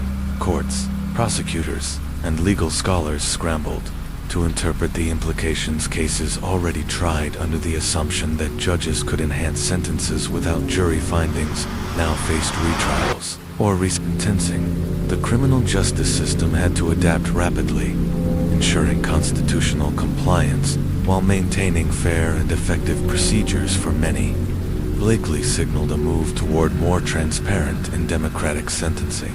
It underlined that any factor that could increase a defendant's punishment must be subjected to full jury scrutiny. This change was welcomed as an essential protection against potential bias or misuse of judicial authority. However, the decision wasn't without critics. Some viewed it as an impediment to judicial efficiency, arguing that forcing juries to deliberate over sentencing factors would slow proceedings, increase costs, and encourage legal appeals. Prosecutors voiced concerns, particularly about proving prior convictions or aggravating circumstances that had previously been handled during judicial sentencing hearings. In response to Blakely, The Supreme Court issued a pivotal follow-up in 2005. United States v. Booker, the court ruled that the federal sentencing guidelines were unconstitutional, to the extent they allowed judges to enhance sentences based on facts not found by a jury.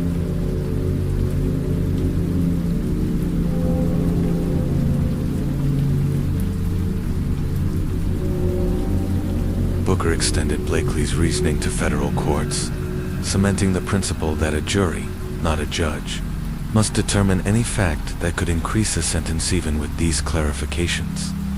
The road to sentencing reform remained challenging.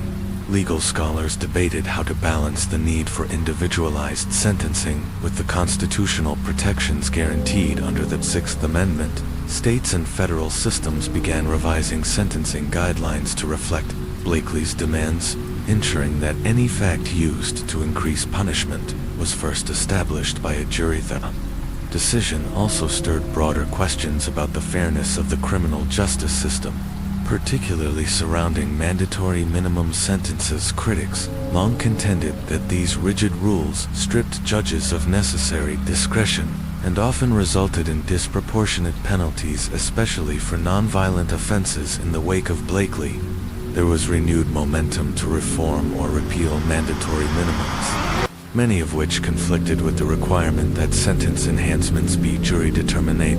Ripple effects extended to plea bargaining, one of the justice system's most common practices before Blakely.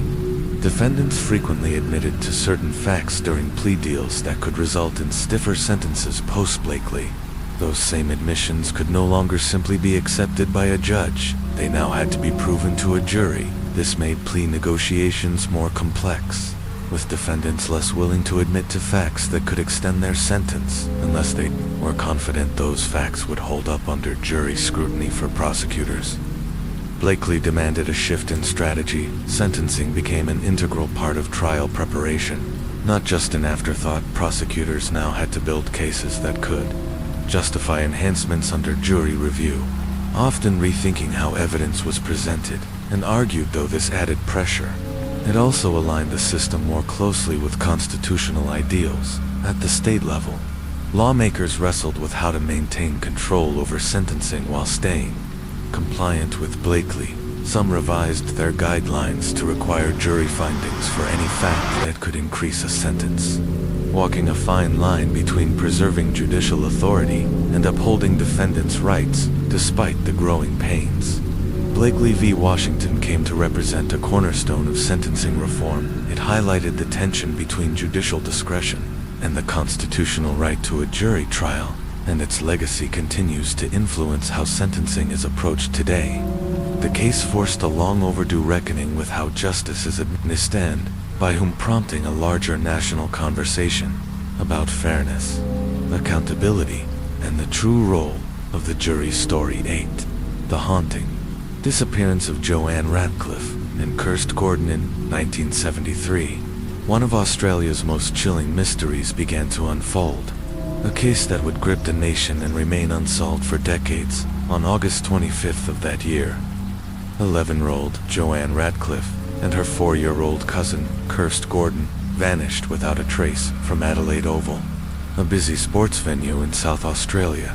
During an Australian rules football match, the girls were attending the game with their families and, during a brief walk to the restroom, simply disappeared despite the presence of thousands of people at the stadium. No one witnessed their abduction. There were no clear leads, no screams for help, and no definitive sightings there. Sudden disappearance sent shockwaves across the country. It was the kind of crime that defied logic. Two young girls vanishing in broad daylight. Surrounded by crowds, extensive searches and public appeals followed, but the case quickly turned cold. For decades, it remained one of Australia's most baffling and tragic unsolved cases. The Radcliffe and Gordon families were left in limbo, unable to grieve fully without answers, holding on to hope that their girls might still be found. Then, in 2004, over 30 years later, a crucial breakthrough revived. The investigation authorities uncovered forensic evidence that would finally point toward a possible suspect. Derek Percy. Percy was already a known figure in Australia's criminal history. a convicted child murderer, serving a life sentence for the 1969 abduction and killing of 12-year-old Yvonne Tui. He had long been suspected in a number of other child disappearances, but had never faced charges in those cases. What made investigators take a closer look at him now was not just his known crimes, but his suspected presence in Adelaide during the time of the girl's disappearance. Superintendent Debray, who had spent years combing through the case, discovered a disturbing pattern. Percy's method of operation, abducting children from public areas and leaving behind little trace, bore chilling similarities to what had happened to Joanne and Kirsteffen. Came a critical piece of forensic evidence. Hair fibers recovered from the scene of the abduction when tested. These fibers were found to be consistent with Percy's DNA, though the results were not definitive proof on their own. They were enough to significantly strengthen the suspicion around him. It was the first major link tying Percy to the 1973 case, and it reignited hopes for justice. Still, there were immense challenges. The sheer passage of time had eroded much of the physical evidence. Witnesses who may have seen something that day had either passed away, moved on, or could no longer recall key details. Memories faded, leads had grown cold. The legal system, though invigorated by the new findings, faced significant barriers in building a prosecutable case. Percy, for his part, continued to deny any involvement. He showed no remorse for his past crimes and refused to cooperate with investigators regarding the Adelaide Oval case. The families of Joanne and Kirst, though thankful for the renewed attention, remained in anguish. They had lived for decades in a space between hope and despair. That suggestion of Percy's involvement offered a possible explanation, but without a confession or conviction. The pain of uncertainty remained as the investigation pushed forward. Authorities began to examine Percy's broader history. They found that he had maintained contact with individuals who had troubling criminals backgrounds, some of whom may have been involved in the girl's disappearance, yet without concrete evidence linking those individuals to the crime. The investigation remained frustratingly incomplete. The 2004 forensic discovery did not lead to a conviction. Percy died in prison in 2013, still denying involvement in the case for the Radcliffe and Gordon families. His death closed off any remaining hope of a direct confession. No charges were ever filed. No trial was held. The disappearance of Joanne and Kirst remains one of Australia's most heartbreaking cold cases, and yet the case continues to resonate. It is frequently cited in discussions about the importance of solving long-standing crimes, preserving evidence, and the emotional toll that unsolved tragedies have on families and communities. The story of Joanne Radcliffe and Kirst Gordon stands as both a symbol of enduring grief and a testament to the persistence of those who refuse to let the memory of the missing fade. It also serves as a sobering reminder. Justice delayed can too often become justice denied, despite the best efforts of investigators and the strength of families who never stopped seeking answers. Some stories remain unfinished, and some wounds never fully healed, despite the mounting suspicion surrounding Derek Percy. The investigation into the disappearance of Joanne Radcliffe and Kirst Gordon remained riddled with challenges. Investigators leaned heavily on the discovery of hair fibers found at the scene. Fibers that matched Percy's DNA profile. Witnesses had also placed him near the Adelaide Oval on the day the girls vanished, but even with this evidence, it was not enough to secure a conviction. Percy steadfastly denied any involvement, and without a definitive, conclusive link, without a confession or eyewitness testimony, prosecutors struggled to build a case that could stand up in court. The Radcliffe and Gordon families, the years dragged on with no resolution. They endured decades of heartbreak, frustration, and unanswered questions. They chased every lead, faced false hope time and again, and clung to the belief that someone would one day be held accountable. The thought that Joanne and Kirst were still out there somewhere haunted them, even as the likelihood of their survival became more and more remote. But for these families, justice meant more than just a conviction. It meant ensuring that their daughters were never forgotten. They gave interviews, spoke at public forums, and advocated tirelessly to keep the case alive in the national consciousness. Their persistence paid off, at least in part. In 2004, when new forensic evidence brought fresh attention to the investigation, yet each step forward came with the bitter reminder of just how long they had waited. The case brought into sharp focus the limitations of the criminal justice system, especially in how cold cases are managed. Many questioned why it had taken so long for authorities to revisit the case with urgency. Could the outcome have been different if it had been handled more aggressively from the start? Advancements in forensic science, particularly in DNA analysis and hair fiber testing, offered new hope. The fibers, discovered in 2004, were considered a key link to Percy. However, they also highlighted the shortcomings of the forensic tools available during the original investigation in the 1970s. The lack of timely evidence collection had left a gaping hole, one that even modern science struggled to fill. As investigators pored over old files, re-examined evidence, and re-interviewed witnesses, they were met with the inevitable obstacles of time. Memories had faded, people had moved on, some crucial witnesses had died. What might have been clear decades ago was now clouded in uncertainty. Still, the families never gave up. Their loss remained raw, their mission unwavering. They became symbols of endurance, keeping Joanne and Kirst's stories in the public eye, while urging authorities never to forget them. Adelaide Oval disappearance became one of Australia's most infamous cold cases, and while the investigation gained momentum after the 2004 breakthrough, it was the resilience of the families and the tireless efforts of investigators that ensured the girls' memories were not lost to time. Yet, the case remained unresolved, despite being the primary suspect. Derek Percy maintained his innocence. He continued to deny any role in the girls' disappearance, and while the forensic evidence strongly pointed in his direction, it was not enough to conclusively prove guilt. The chain of evidence lacked the weight needed to eliminate all doubt, and the deeper the case went, the more complex it became. Public fascination grew. Media coverage, documentaries, and public campaigns brought the case renewed attention, but also intensified pressure on law enforcement. With that pressure came heightened scrutiny and the growing realization of how the justice system had failed these families. Investigators found unsettling patterns in Percy's history. He had been linked to multiple unsolved child disappearances and was convicted of the brutal murder of 12-year-old Yvonne Toohey in 1969. There were disturbing similarities between that crime and the Ratcliffe-Gordon case. He had a known pattern of abducting children, holding them captive, and then killing them. Still, without direct eyewitnesses, without a confession, and with physical evidence weakened by time, the prosecution faced an uphill battle. Some witnesses were gone, others could no longer recall events clearly.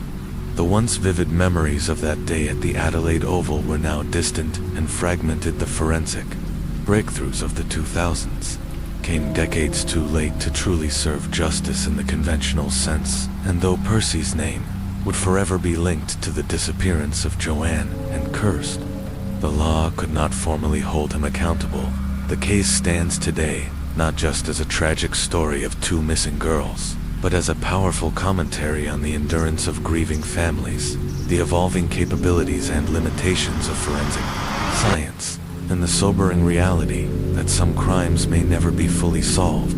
Devon So, the memory of Joanne Ratcliffe and Kirst Gordon lives on. Their disappearance continues to haunt the nation, reminding all of the importance of vigilance, of justice delayed, and of the human spirit's refusal to let go even when answers remain just out of reach. Despite the passage of time and numerous investigative efforts, many of the most crucial pieces of evidence in the disappearance of Joanne Ratcliffe and Kirst Gordon had been lost. When a breakthrough occurred in 2004, hopes were reignited, but with it came a fresh wave of pain and frustration for their families. The case once again dominated headlines, rekindling national interest and reigniting debates about Derek Percy's potential involvement. While the renewed focus offered a sliver of hope, it also served as a painful reminder of the years lost and the justice still out of reach for the Radcliffe and Gordon families.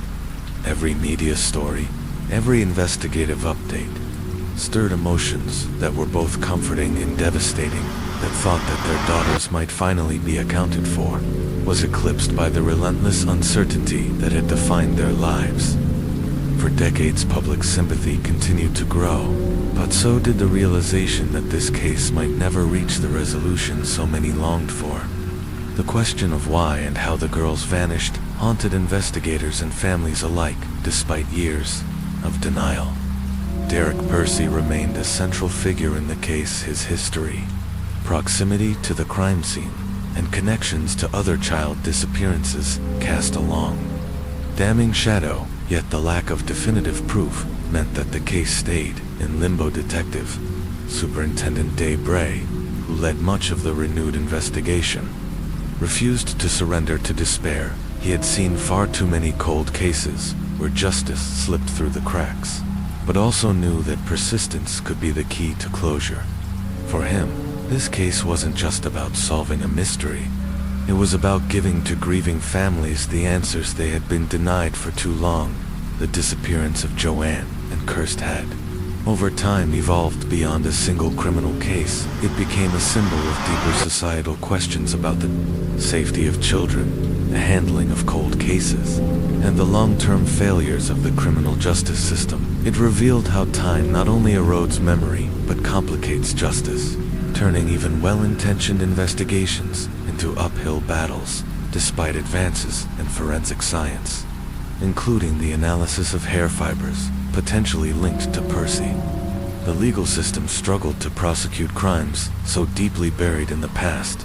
Memories faded, key witnesses passed away, circumstantial evidence, though compelling, fell short of courtroom standards as a result. The families found themselves trapped in an agonizing purgatory, caught between hope and despair. Still, their determination never faltered through public appeals, memorials, and continuous advocacy. They refused to let Joanne and Kirst's names fade into obscurity. Their story became one of resolution, painful yet powerful reminder of what it means to love and to fight for justice. While the mystery may never be fully solved, the impact of their loss reverberates through generations. It remains one of Australia's most haunting and enduring criminal cases, a testament to the strength of the human spirit and the unrelenting pursuit of truth. In 2004, while the Adelaide Oval case gripped the nation with its tragic ambiguity, another story captured public attention, this time for its raw devastation and the unsettling nature of the perpetrator's actions. It was known as the Vandemonian Fire, an act of arson that tore through Melbourne's industrial district and exposed alarming gaps in oversight and accountability. The fire erupted in the early hours of April 18, 2014, at a factory operated by Vandemonian Industries located in a modest industrial zone on Melbourne's outskirts. The facility housed various materials from industrial chemicals to large-scale manufacturing equipment. The blaze spread rapidly, consuming the factory within minutes. By the time fire crews arrived, the structure was engulfed in flames, and it took hours to bring it under control. Initial reports speculated on an accidental cause, but as investigators surveyed the damage, the truth became clear. This was no accident. Traces of accelerants were found throughout the ruins, and the fire's unnatural spread pointed unmistakably to arson. A major break in the case came from a security camera tucked in an alley behind the building. Though the footage was grainy, it captured a lone figure entering the premises under the cover of darkness, carrying what appeared to be a petrol container. That shadowy image launched a new phase in the investigation, one that would peel back layers of deception and uncover a far-reaching betrayal. The factory's owner, William McCabe, was a respected member of the business community. His company had a reputation for professionalism and safety, and there were no known enemies or threats that might have explained such a violent attack. Employees were shocked. None could imagine a colleague being capable of such destruction, but as investigators dug deeper, what they discovered would append everything. The fire was merely the beginning of a story that would uncover hidden motives, overlooked warning signs, and systemic failures that had allowed a dangerous individual to operate undetected for years. Behind the inferno lay a chilling revelation that sometimes the greatest threats come not from strangers, but from those closest to us. As the investigation progressed, it became clear that the blaze at the Vandemonian factory had been anything but random. The fire was set with a precision that suggested the perpetrator knew the facility inside and out of every vulnerable point. Every blind spot. This was not the work of an amateur, nor was it a crime of impulse. Whoever started the fire had a personal motive and had executed the plan. With chilling deliberation despite their efforts, detectives initially struggled to move the case forward. Weeks passed without a clear suspect, and frustrations mounted. Then, attention turned inward to the people who knew the factory best. One name quickly surfaced: Simon Harding. Harding had been employed at Vandemonian Industries for several years, known for his quiet demeanor and tendency to keep to himself. He had recently begun exhibiting signs of distress. Co-workers reported increasingly erratic behavior. He spoke ominously about the company's decline, lamented the fate of the workers, and had been in heated disputes with the owner, William McD, over wages and working conditions. Some colleagues even recalled him saying that drastic measures might be necessary, though no one imagined he meant it literally. A deeper look into Harding's life revealed a man under immense pressure financially, drowning in debt, estranged from his wife, and on the verge of losing his home. Harding was spiraling. The mounting stress, paired with his growing resentment toward the company, pushed him toward the edge. Investigators came to believe that the fire was his desperate act of retribution, a final cry from a man who felt voiceless and defeated. But what investigators uncovered next was even more disturbing. Harding had not only planned the fire, he had done so with meticulous detail. He had researched, studied the building's layout, and even tampered with the security system to delay detection. What he didn't account for, however, was a hidden security camera tucked away in an alley behind the factory. The grainy footage it captured ultimately unraveled his plan. Faced with mounting evidence, Harding confessed he admitted to setting the fire, claiming it was never his intention to hurt anyone. He merely wanted to cripple the business and make a statement, but his actions had risked far more. The blaze caused millions in damages and nearly spread to nearby properties, threatening a much larger catastrophe. Harding's trial drew intense public interest. The courtroom was split on one side, the man who had suffered in silence, unraveling under the weight of personal despair; on the other, a calculated arsonist who had endangered lives and destroyed a major business. His defense argued that Harding was in the midst of a psychological breakdown, that he'd been consumed by depression and felt hopelessly trapped. They portrayed him not as malicious, but as broken, a man acting out of desperation rather than cruelty. They described his increasingly isolated behavior, withdrawing from friends, avoiding conversations, and staring blankly into space at work. These were, they said, signs of a man unraveling, someone who needed help, not prison. The prosecution rejected this narrative. They pointed to Harding's careful preparation, the disabling of security cameras, the use of industrial-grade accelerants, the timing of the fire. This wasn't the work of someone who had lost control, they argued, but someone who had calculated every step. His mental health struggles, while real, could not excuse the deliberate destruction he had caused. Ultimately, the court sided with the prosecution. Harding was convicted of arson and sentenced to a lengthy prison term. His case became a sobering example of how personal grievances, when left unchecked, could evolve into something destructive and irreversible. The Vandemonian fire remains etched in the memory of Melbourne, a tragedy born not of terror or ideology, but of pain, resentment, and the slow collapse of a man who believed he had no other voice.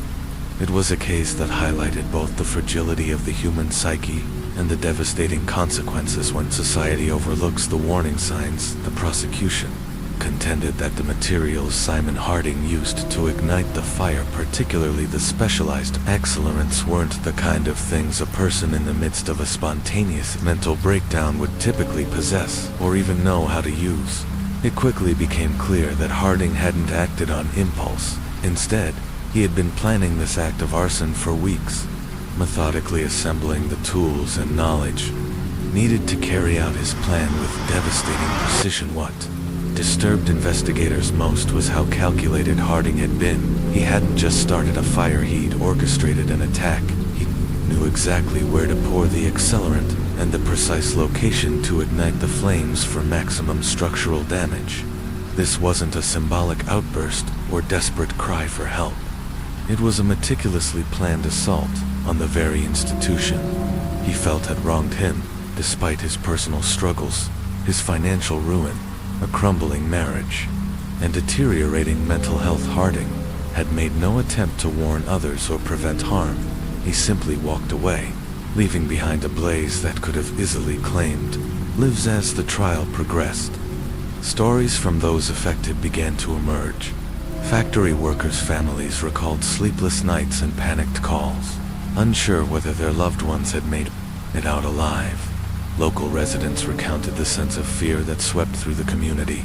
Small business owners nearby described how their shops had been forced to close due to smoke damage, some unsure whether they would ever recover, though the fire had not taken any lives. Its psychological impact was profound for many.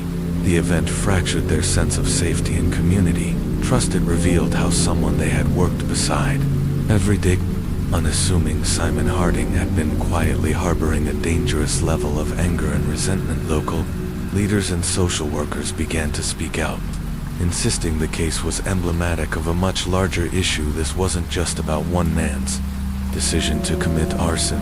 It highlighted how unresolved personal trauma and untreated mental health issues, when left unchecked, could manifest in catastrophically destructive ways. As the defense pleaded for leniency, arguing that Harding deserved a chance at rehabilitation, the prosecution stood firm. They stressed that while his struggles were real, his actions had crossed a line. He had endangered lives, destroyed livelihoods, and shaken an entire community, and he had done so with full knowledge of the consequences. When the verdict was finally read, the courtroom held its breath. Simon Harding was convicted of arson and sentenced to 12 years in prison. The judge's decision sent a clear message. While the law may take mental health into account, it does not excuse deliberate acts of calculated violence. Harding's sentence marked the legal conclusion of the case, but for the people of the Vandemonian community, the fire remained a living memory.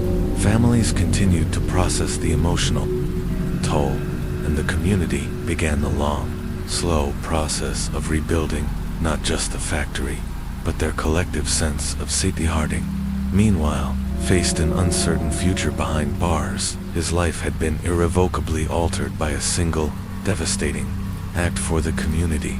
The wounds, though invisible, ran deep. Many still struggled to reconcile the Simon Harding they had known with the man who had tried to burn their world down. In the months that followed the trial, public debate surged around the intersection of mental health and criminal accountability. Was Harding a man pushed too far by life's pressures, or someone who coldly and deliberately chose vengeance? The case became a cautionary tale, one that revealed just how easily internal despair could ignite into external devastation. And for the workers who had once viewed the factory as a symbol of stability, the betrayal lingered. Many sought therapy to deal with the trauma, while others continued to carry the weight silently. The night of the fire became a turning point, one that reminded them how quickly the familiar could become terrifying, and how even the quietest among us could hide the capacity for distraction.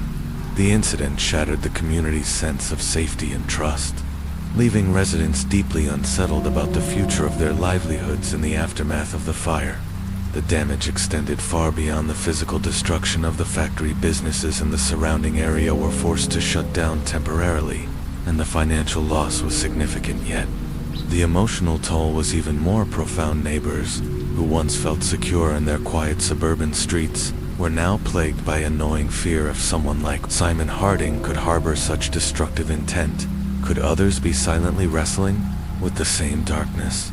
The fire didn't just ignite a building, it ignited doubt, fear, and a painful reevaluation of community bonds for law enforcement and city officials. The Harding case posed a new kind of challenge. It forced them to confront the thin, blunt, often invisible, line between personal crisis and criminal intent. Could this have been prevented? Were there early warning signs, cracks in Harding's mental state that had gone unnoticed?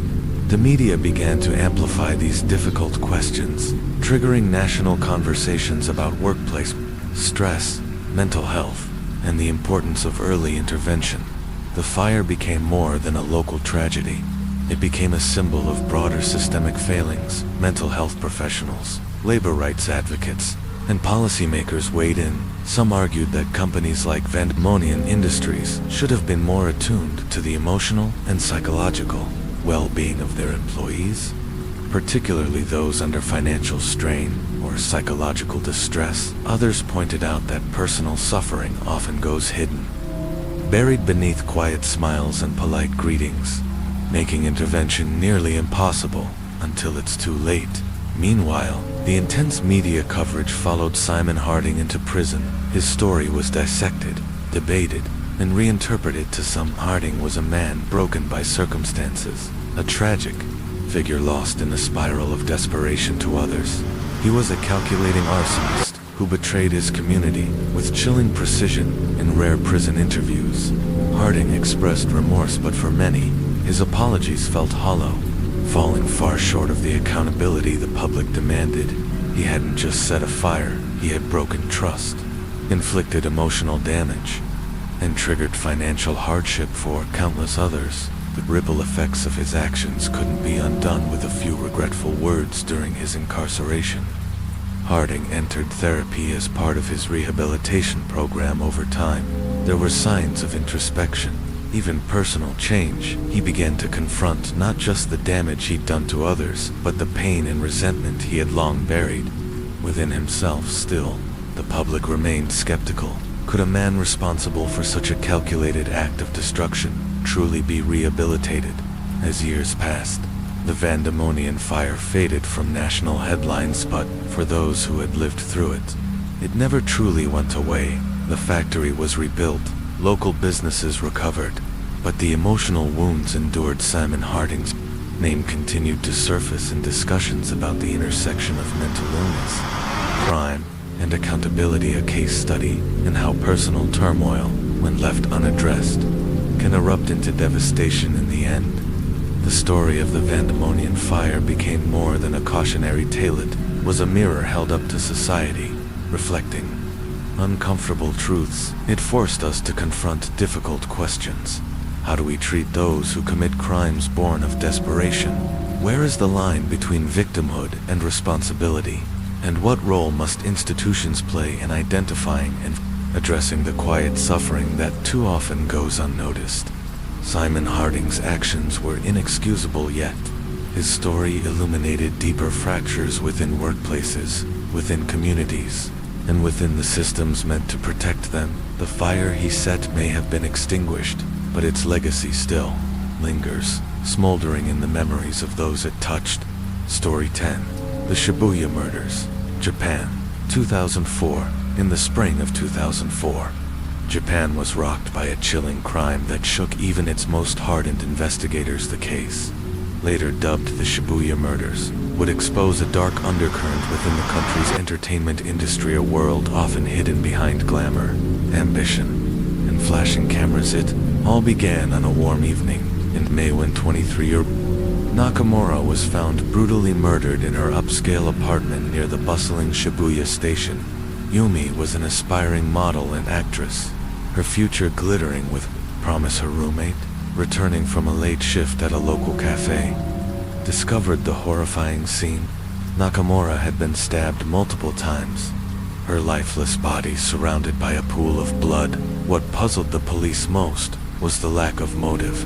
There were no signs of forced entry, no valuables taken, and no obvious enemies. Investigators quickly began probing Yumi's personal life, questioning friends, family, and colleagues. One name soon stood out. Taro Takahashi. Takahashi was a 28-year-old photographer in the entertainment industry, charming, well-connected, but known for his temper. He had been romantically involved. With Nakamura, neighbors reported hearing heated arguments from her apartment in the days before her death. Yet, when questioned, Takahashi denied any involvement. He provided an alibi, claiming he had been out at a nightclub in Roppongi with friends who could vouch for him. The police, while skeptical, lacked concrete evidence to hold him. The trail went cold, and public attention began to drift. But 2 months later, another murder occurred, this time eerily similar. The victim, 29-year-old Haruka Sito, a rising star in the fashion world, was found dead in her Tokyo apartment in Minato Ward. Like Nakamura, she had been stabbed multiple times. Again, nothing was stolen. Again, the scene spoke of rage and precision, rather than impulse. The parallels were impossible to ignore. Both women were young, successful, connected to the entertainment industry, and now both were dead. The investigation was reignited with urgency. This was no coincidence. These were targeted, deliberate killings. Someone had a plan. Then came the Breakinji Yamamoto, a former associate of Takahashi, came forward with a disturbing confession. He told police that days before Nakamura's murder, Takahashi had spoken to him with unusual intensity. He was crumbling financially, professionally, and emotionally. Once a promising photographer, Takahashi's career was unraveling. His contracts were drying up, debts were mounting, and he felt sidelined by the very industry he had once thrived in. Yamamoto revealed that Takahashi had grown increasingly obsessed with women like Nakamura and Haruka, those whose careers were soaring as his sank. He spoke bitterly, saying, "If I can't make it, then no one can." To him, they were not just successful women, they were rivals. Reminders of everything he had lost. With this damning statement, police brought Takahashi back in for questioning. At first, he denied everything, but under mounting pressure, his composure cracked in a chilling confession. Takahashi admitted to both murders. He recounted how he had meticulously planned each attack, studying his victims' routines, waiting for the perfect moment to strike when they were most vulnerable. He admitted to luring Nakamura under the pretense of a photography opportunity, then brutally attacking her. He spoke of his actions with a strange detachment, explaining that his motives were rooted in envy, desperation, and a twisted belief that eliminating his rivals would somehow revive his own career. The public was stunned. The handsome, charismatic photographer with industry ties had now been unmasked as a cold-blooded killer.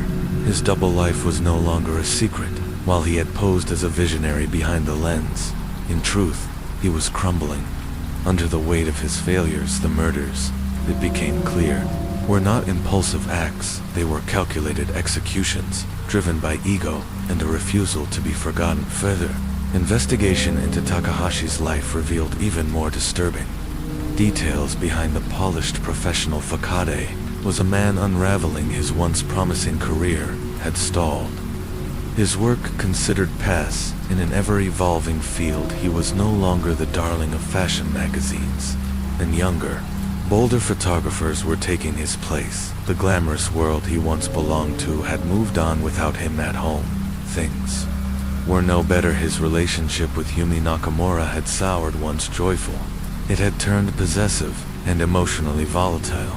Nakamura, focused on her own rising career, had begun to pull away. That rejection, both romantic and symbolic, deep, and Takahashi's bitterness festered. His jealousy extended to Haruka Sito as well. He saw her as another figure, stealing the spotlight, someone whose success he believed should have been his. His obsession with these women wasn't just professional, it was personal.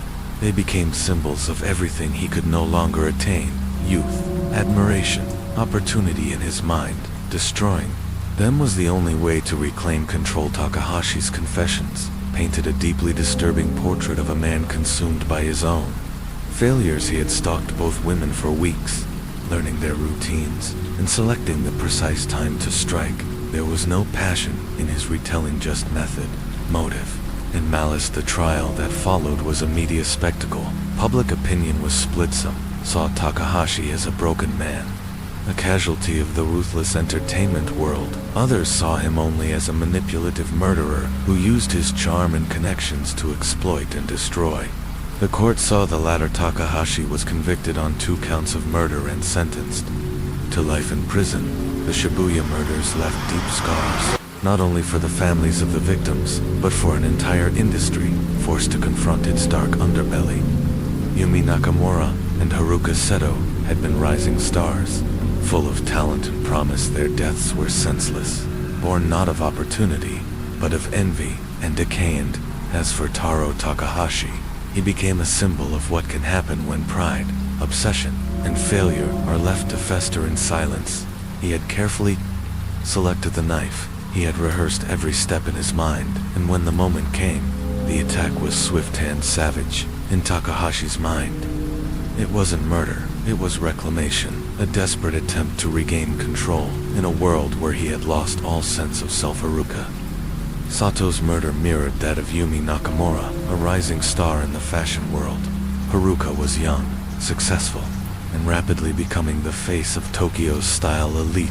Takahashi saw her not as a person, but as a symbol of everything he had failed to become. Her success wasn't just enviably, was unbearable. For days, he had stalked her movements, memorizing her routines. When he was confident enough, he approached her with a fake offer, a photography session to boost her portfolio. Trusting his industry reputation, she let him in once inside her Monado Ward apartment.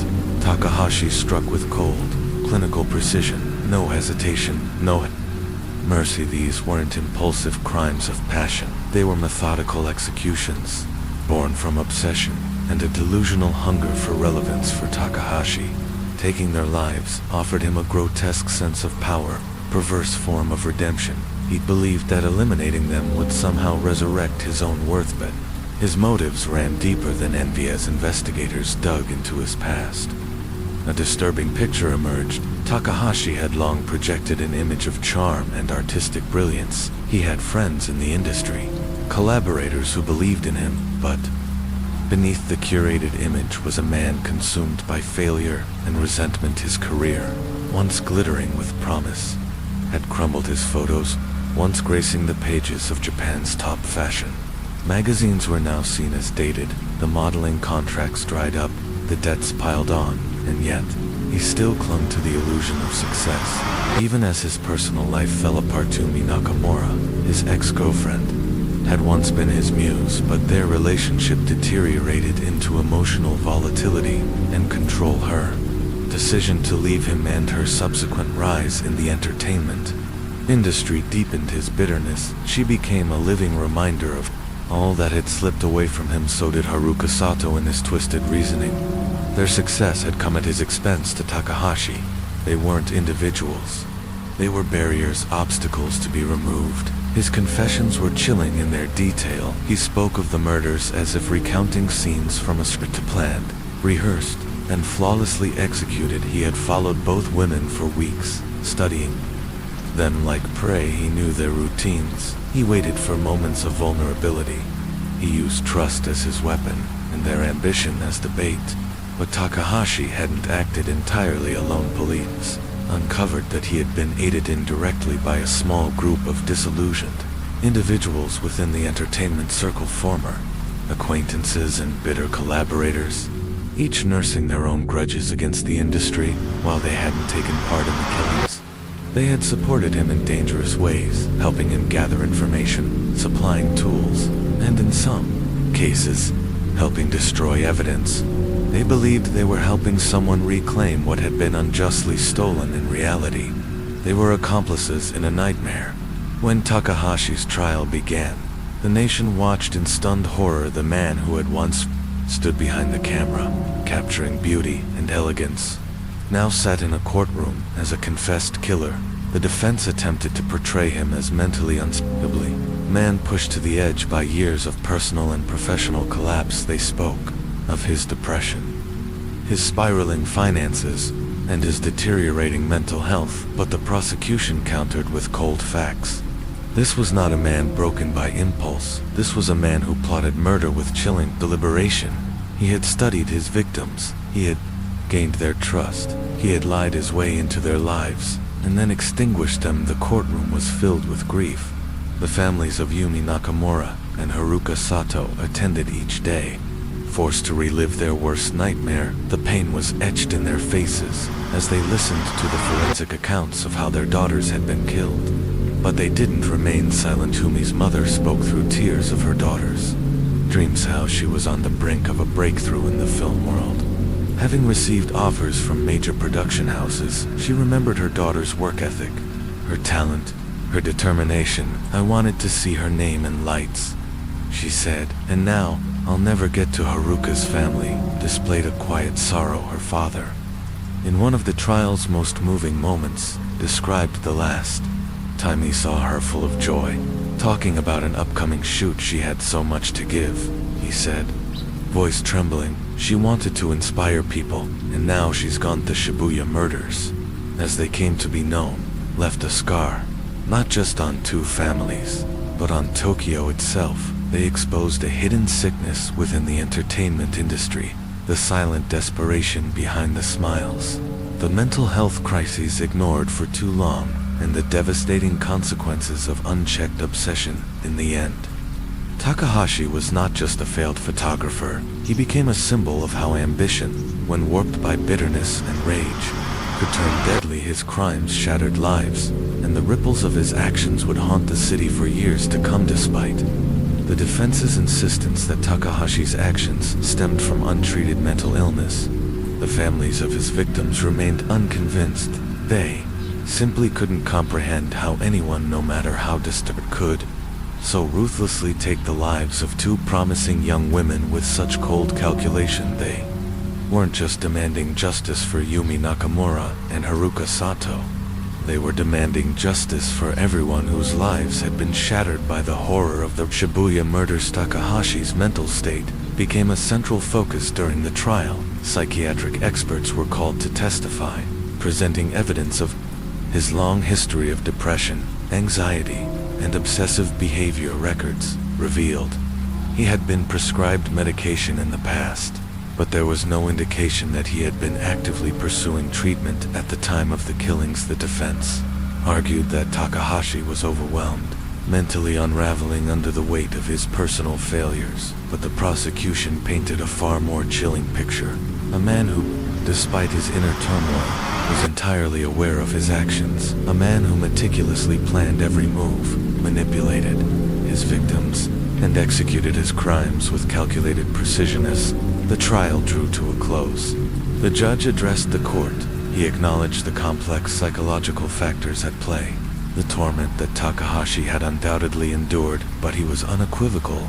The law must prevail over personal suffering. What Takahashi had done was unforgivable. The loss of life, the trauma inflicted, the utter disregard for human dignity. Crimes demanded accountability, and so, on the final day of the trial, the verdict was delivered: guilty on both counts of murder. The jury's deliberation had been brief, testament to the strength of the case and the magnitude of the crimes. The courtroom fell silent as the sentence was announced: life imprisonment without the possibility of parole. The defense had hoped for leniency on mental health grounds, but the brutality and premeditation left no room for mercy for the families of Yumi and Haruka. The verdict brought a small measure of closure, but it couldn't mend the heartbreak. Their daughters' dreams had been extinguished, their futures stolen, and no punishment could ever return what had been lost. As Takahashi was led away in handcuffs, he remained stone-faced, cold, detached. He offered no apology, no emotion. It was as if he had already severed ties with the world he had once tried so hard to conquer. The Shibuya murders would be remembered as one of Japan's most senseless and disturbing crimes, a tragedy that exposed the darkness lurking behind the glamour of fame and the obsession with success.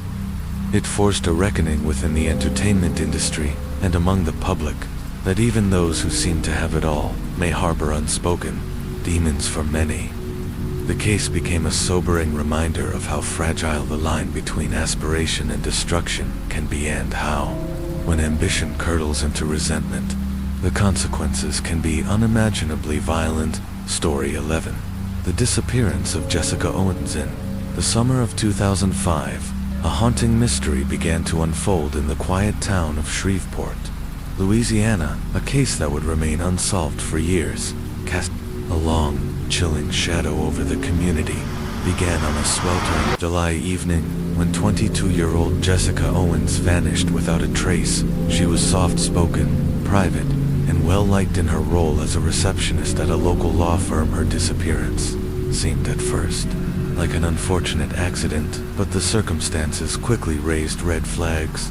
Jessica had been seen leaving work around 6 p.m., walking toward her car in a dimly lit parking lot. She was on the phone with her friend Amanda, a coworker, when the call abruptly cut out. Amanda tried calling back over and over, but there was no answer. Jessica, known to work late and drive home alone, never arrived at her apartment. Her phone was later discovered in a nearby alley, its screen cracked, as if it had been dropped during a struggle. At first, the local police treated it as a missing person case. Shreveport wasn't immune to crime, but abductions like this were rare. They hoped Jessica had just gotten lost or run into car trouble, but as days passed with no leads, fear began to spread.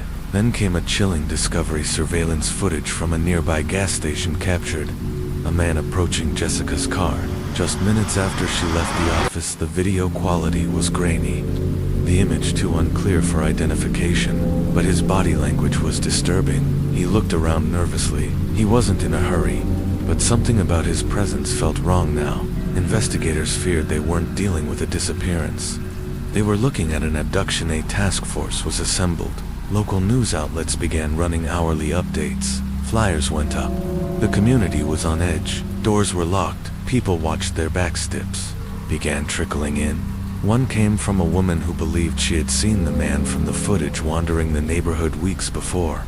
Jessica vanished. He hadn't seemed threatening, just another face in the crowd. But now, every face was a suspect. And then came the unthinkable. Just weeks later, another woman, 25-year-old Melissa Carter, vanished under eerily similar circumstances. Like Jessica, she was last seen leaving work in the early evening. Like Jessica, her car was found in the same parking lot. It was almost as if history was repeating itself. This wasn't a coincidence. Detectives now feared they were dealing with a serial abductor, someone who had been watching, waiting, and striking when his victims were most vulnerable. Both women had lived quiet, unremarkable lives. No enemies, no drama, no known threats. They had simply vanished. In the town of Shreveport began to whisper. Was someone out there, hiding in plain sight, preying on the unnoticed? The investigation deepened. The fear spread, but there were no bodies, no suspects, no answers, just the missing women, and a growing sense of dread that something far more sinister was unfolding beneath the surface of this sleepy southern town. BRAKTHHNSHHRA, EPO, RT. The breakthrough came quietly, almost too quietly. A new lead emerged when a witness finally stepped forward. He was a middle-aged man who had seen something unsettling, a suspicious figure lurking near the parking lot the evening Jessica Owens vanished. At the time, it hadn't seemed important, just a strange man standing near the shadows. But now, it felt like the missing piece. What made his account even more chilling was what he added next. He had seen the same man again weeks later, near the exact spot where Melissa Carter disappeared, but there was something else, something he hadn't told anyone out of fear. He remembered a black van parked nearby on both nights. Same spot, same vehicle, same eerie presence. Investigators jumped on the lead. They combed through rental records and surveillance footage, interviewed local business owners, even went door to door across neighborhoods determined to track down the van. It was slow, meticulous work, but eventually it paid off through a string of eyewitness accounts and license plate checks. Detectives traced the vehicle, a 1998 Ford Econoline van. It was registered to a local man named Carl Peterson, a 48-year-old auto mechanic. Carl Peterson wasn't on anyone's radar. No criminal record, no known history of violence. Quiet, hardworking, the kind of man who faded into the background. But as police started digging deeper into his life, The cracks began to show. Neighbors described Peterson as eccentric, a loner. He'd lived alone for years in a modest home on the edge of town, kept to himself. But recently, he had changed. He had become paranoid, reclusive, and obsessively focused on one thing: cleaning the inside of his van, especially the interior that raised alarms. What was he trying to hide? Detectives quickly secured a search warrant for Peterson's home. Shreveport was now on edge. Word had spread. People whispered from behind their curtains as officers gathered outside his house, a small, aging structure hidden behind a curtain of trees. When police knocked, there was no answer. The front door was locked with the warrant in hand. They forced entry, and what they discovered inside would turn the investigation into something far darker than anyone had feared. THK House of Secrets at first glance. Peterson's home was shockingly clean, sterile, even not a thing out of place. No signs of struggle, no blood, no physical evidence to suggest violence, but what lay beneath the surface told a very different story. In the basement, officers discovered something that sent chills down their spines. Photographs, hundreds of them. Some were professionally taken, others appeared candid, captured through windows, behind corners, or from parked cars. All of them featured women, alone, unaware. Their expressions were haunting. Some smiled, some looked tired, others stared blankly into spaces, if frozen in time, caught in moments they never knew were being watched.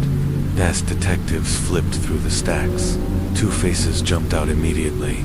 Jessica Owens, Melissa Carteret. Was them, but the horror didn't stop there. On the back of each photo, Peterson had scribbled notes, meticulous details about their routines, times, locations where they shopped, what time they left work, when they walked their dogs, or took a particular route home.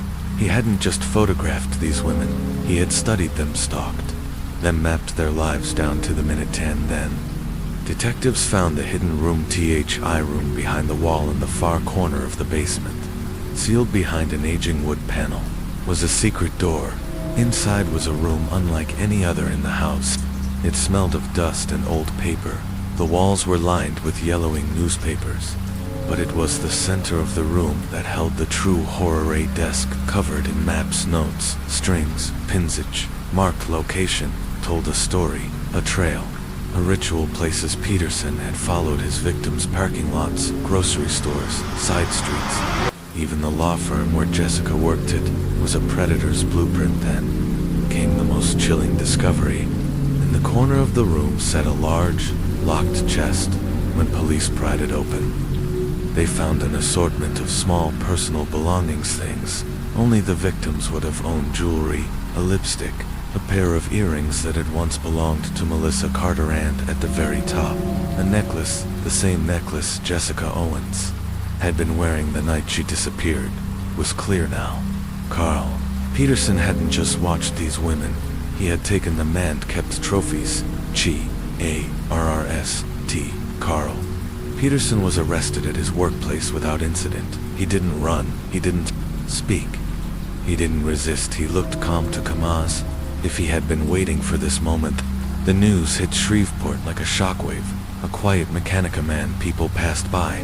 Every day had harbored dark secrets for years, and possibly a deadly obsession. Despite the evidence, Peterson refused to talk. No confession, no clues as to what he'd done with Jessica or Melissa. His attorney claimed the evidence was circumstantial, that there were no bodies, no direct proof of murder. But the detectives knew: the maps, the photographs, the hidden room, the trophies. It was more than obsession, it was ritual, it was planned, and it was far from over. ICLL, Mrs. Cyang, for the families of Jessica Owens and Melissa Carter.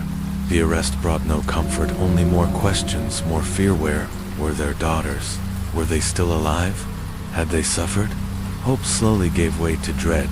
The investigation had shifted from a search to a recovery, and time was running out.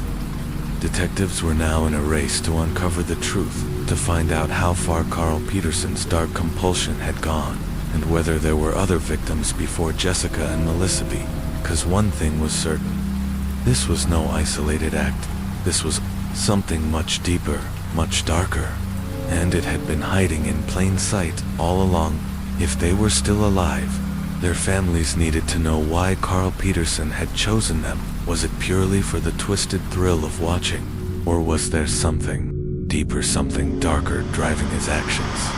What had compelled him to carry out these unspeakable acts? And most haunting of all, how many other women had he been watching? How many were still out there living in fear, unaware that someone had been silently stalking them from the shadows? The case was becoming more disturbing by the day, and fear gripped the Shreveport community. Each missing woman, every chilling discovery about Peterson's behavior, served as a reminder that evil can thrive in even the quietest corners of every day life. As Peterson's trial began, Shreveport braced itself for the full truth, for the darkness that had been hiding in plain sight for months. The town had lived in terror now. With Peterson in custody, the people demanded answers, but what they would learn in the courtroom over the following weeks would shake them to their core. The prosecution came prepared. They laid out a damning case. Photographs, hand-drawn maps, and personal belongings linked to the missing women, all clear evidence of Peterson's obsession. But one vital question remained unanswered. Where were Jessica Owens and Melissa Carter? Had they been kept somewhere, or had they met an even more horrifying fate? Despite exhaustive searches of Peterson's home, van, and property, no trace of the women had been found without the victims' bodies. The prosecution faced a major obstacle. They had to prove murder without the most critical piece of evidence, and through it all, Peterson remained expressionless. He sat silently through every testimony, offering no explanation for his actions. His complete lack of emotion chilled the courtroom. Some saw it as guilt. Others believed it was something even more unnerving. Complete detachment. As investigators delved into Peterson's background, what they found was almost more terrifying than any dark secret. His life was startlingly ordinary. Born and raised in Shreveport, his upbringing had been strict, but not abusive. There was no record of trauma, no history of violence, no red flags. He'd graduated high school, worked various jobs, and eventually settled into a quiet life as a mechanic. Nothing about Peterson's past suggested he would one day become a predator, and maybe that was the most frightening part. He was just average, invisible, a man who blended into the background. But as the trial unfolded, more troubling details emerged. Peterson had never married. He'd had no long-term relationships. His only interactions with women appeared to be from the shadows. Co-workers described him as quiet, distant, and isolated. He lived alone. He didn't socialize. His world, it seemed, had narrowed down to two things: his job and his obsession with watching others. The defense argued that Peterson wasn't a monster, but a broken man. They painted him as someone suffering from a deep psychological disorder, someone incapable of forming healthy relationships and desperate to connect in the only way he knew how, by watching. They claimed he never meant harm, that the stolen items didn't prove violence, just a lonely man with a dangerous fixation. But the jury wasn't convinced then.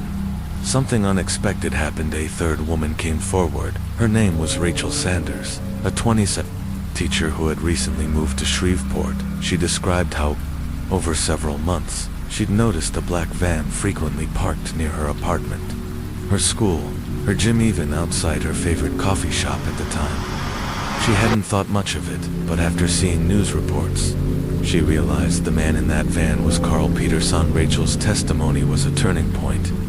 Her voice shook as she described the slow realization that she had been watched, stalked, followed. She had narrowly escaped becoming another victim, and she hadn't even known. Either story added weight to the prosecution's argument. Peterson had been stalking women for years. He followed their routines, noted their habits, and blended into the background as they unknowingly became the focus of his twisted game. He wasn't just watching, he was cataloging, tracking, preparing. How many other women had been on his list? The deeper the court dug into Peterson's life, the more horrifying it became. He had kept notes, detailed records of where women went, who they met, what they liked. To him, they weren't people, they were pieces in a game, objects to study and control. As the trial neared its conclusion, The jury deliberated. The evidence was chilling, the testimonies damning, yet the lack of physical evidence, the missing bodies of Jessica Owens and Melissa Carter still posed a challenge. But in the end, the truth was undeniable. Carl Peterson was found guilty on 2 counts of first-degree murder, multiple counts of kidnapping, stalking, and unlawful detention. The courtroom erupted not with celebration, but with a somber sense of closure. He was sentenced to life in prison without the possibility of parole for the families of Jessica and Melissa. It was a small measure of justice in the face of unimaginable loss. Their daughters were never coming home, but the man who had haunted Shreveport was finally behind bars, and, for the town, Peterson's trial was a chilling reminder. Sometimes, the most terrifying monsters don't hide in forests or alleys. Sometimes, they live next door,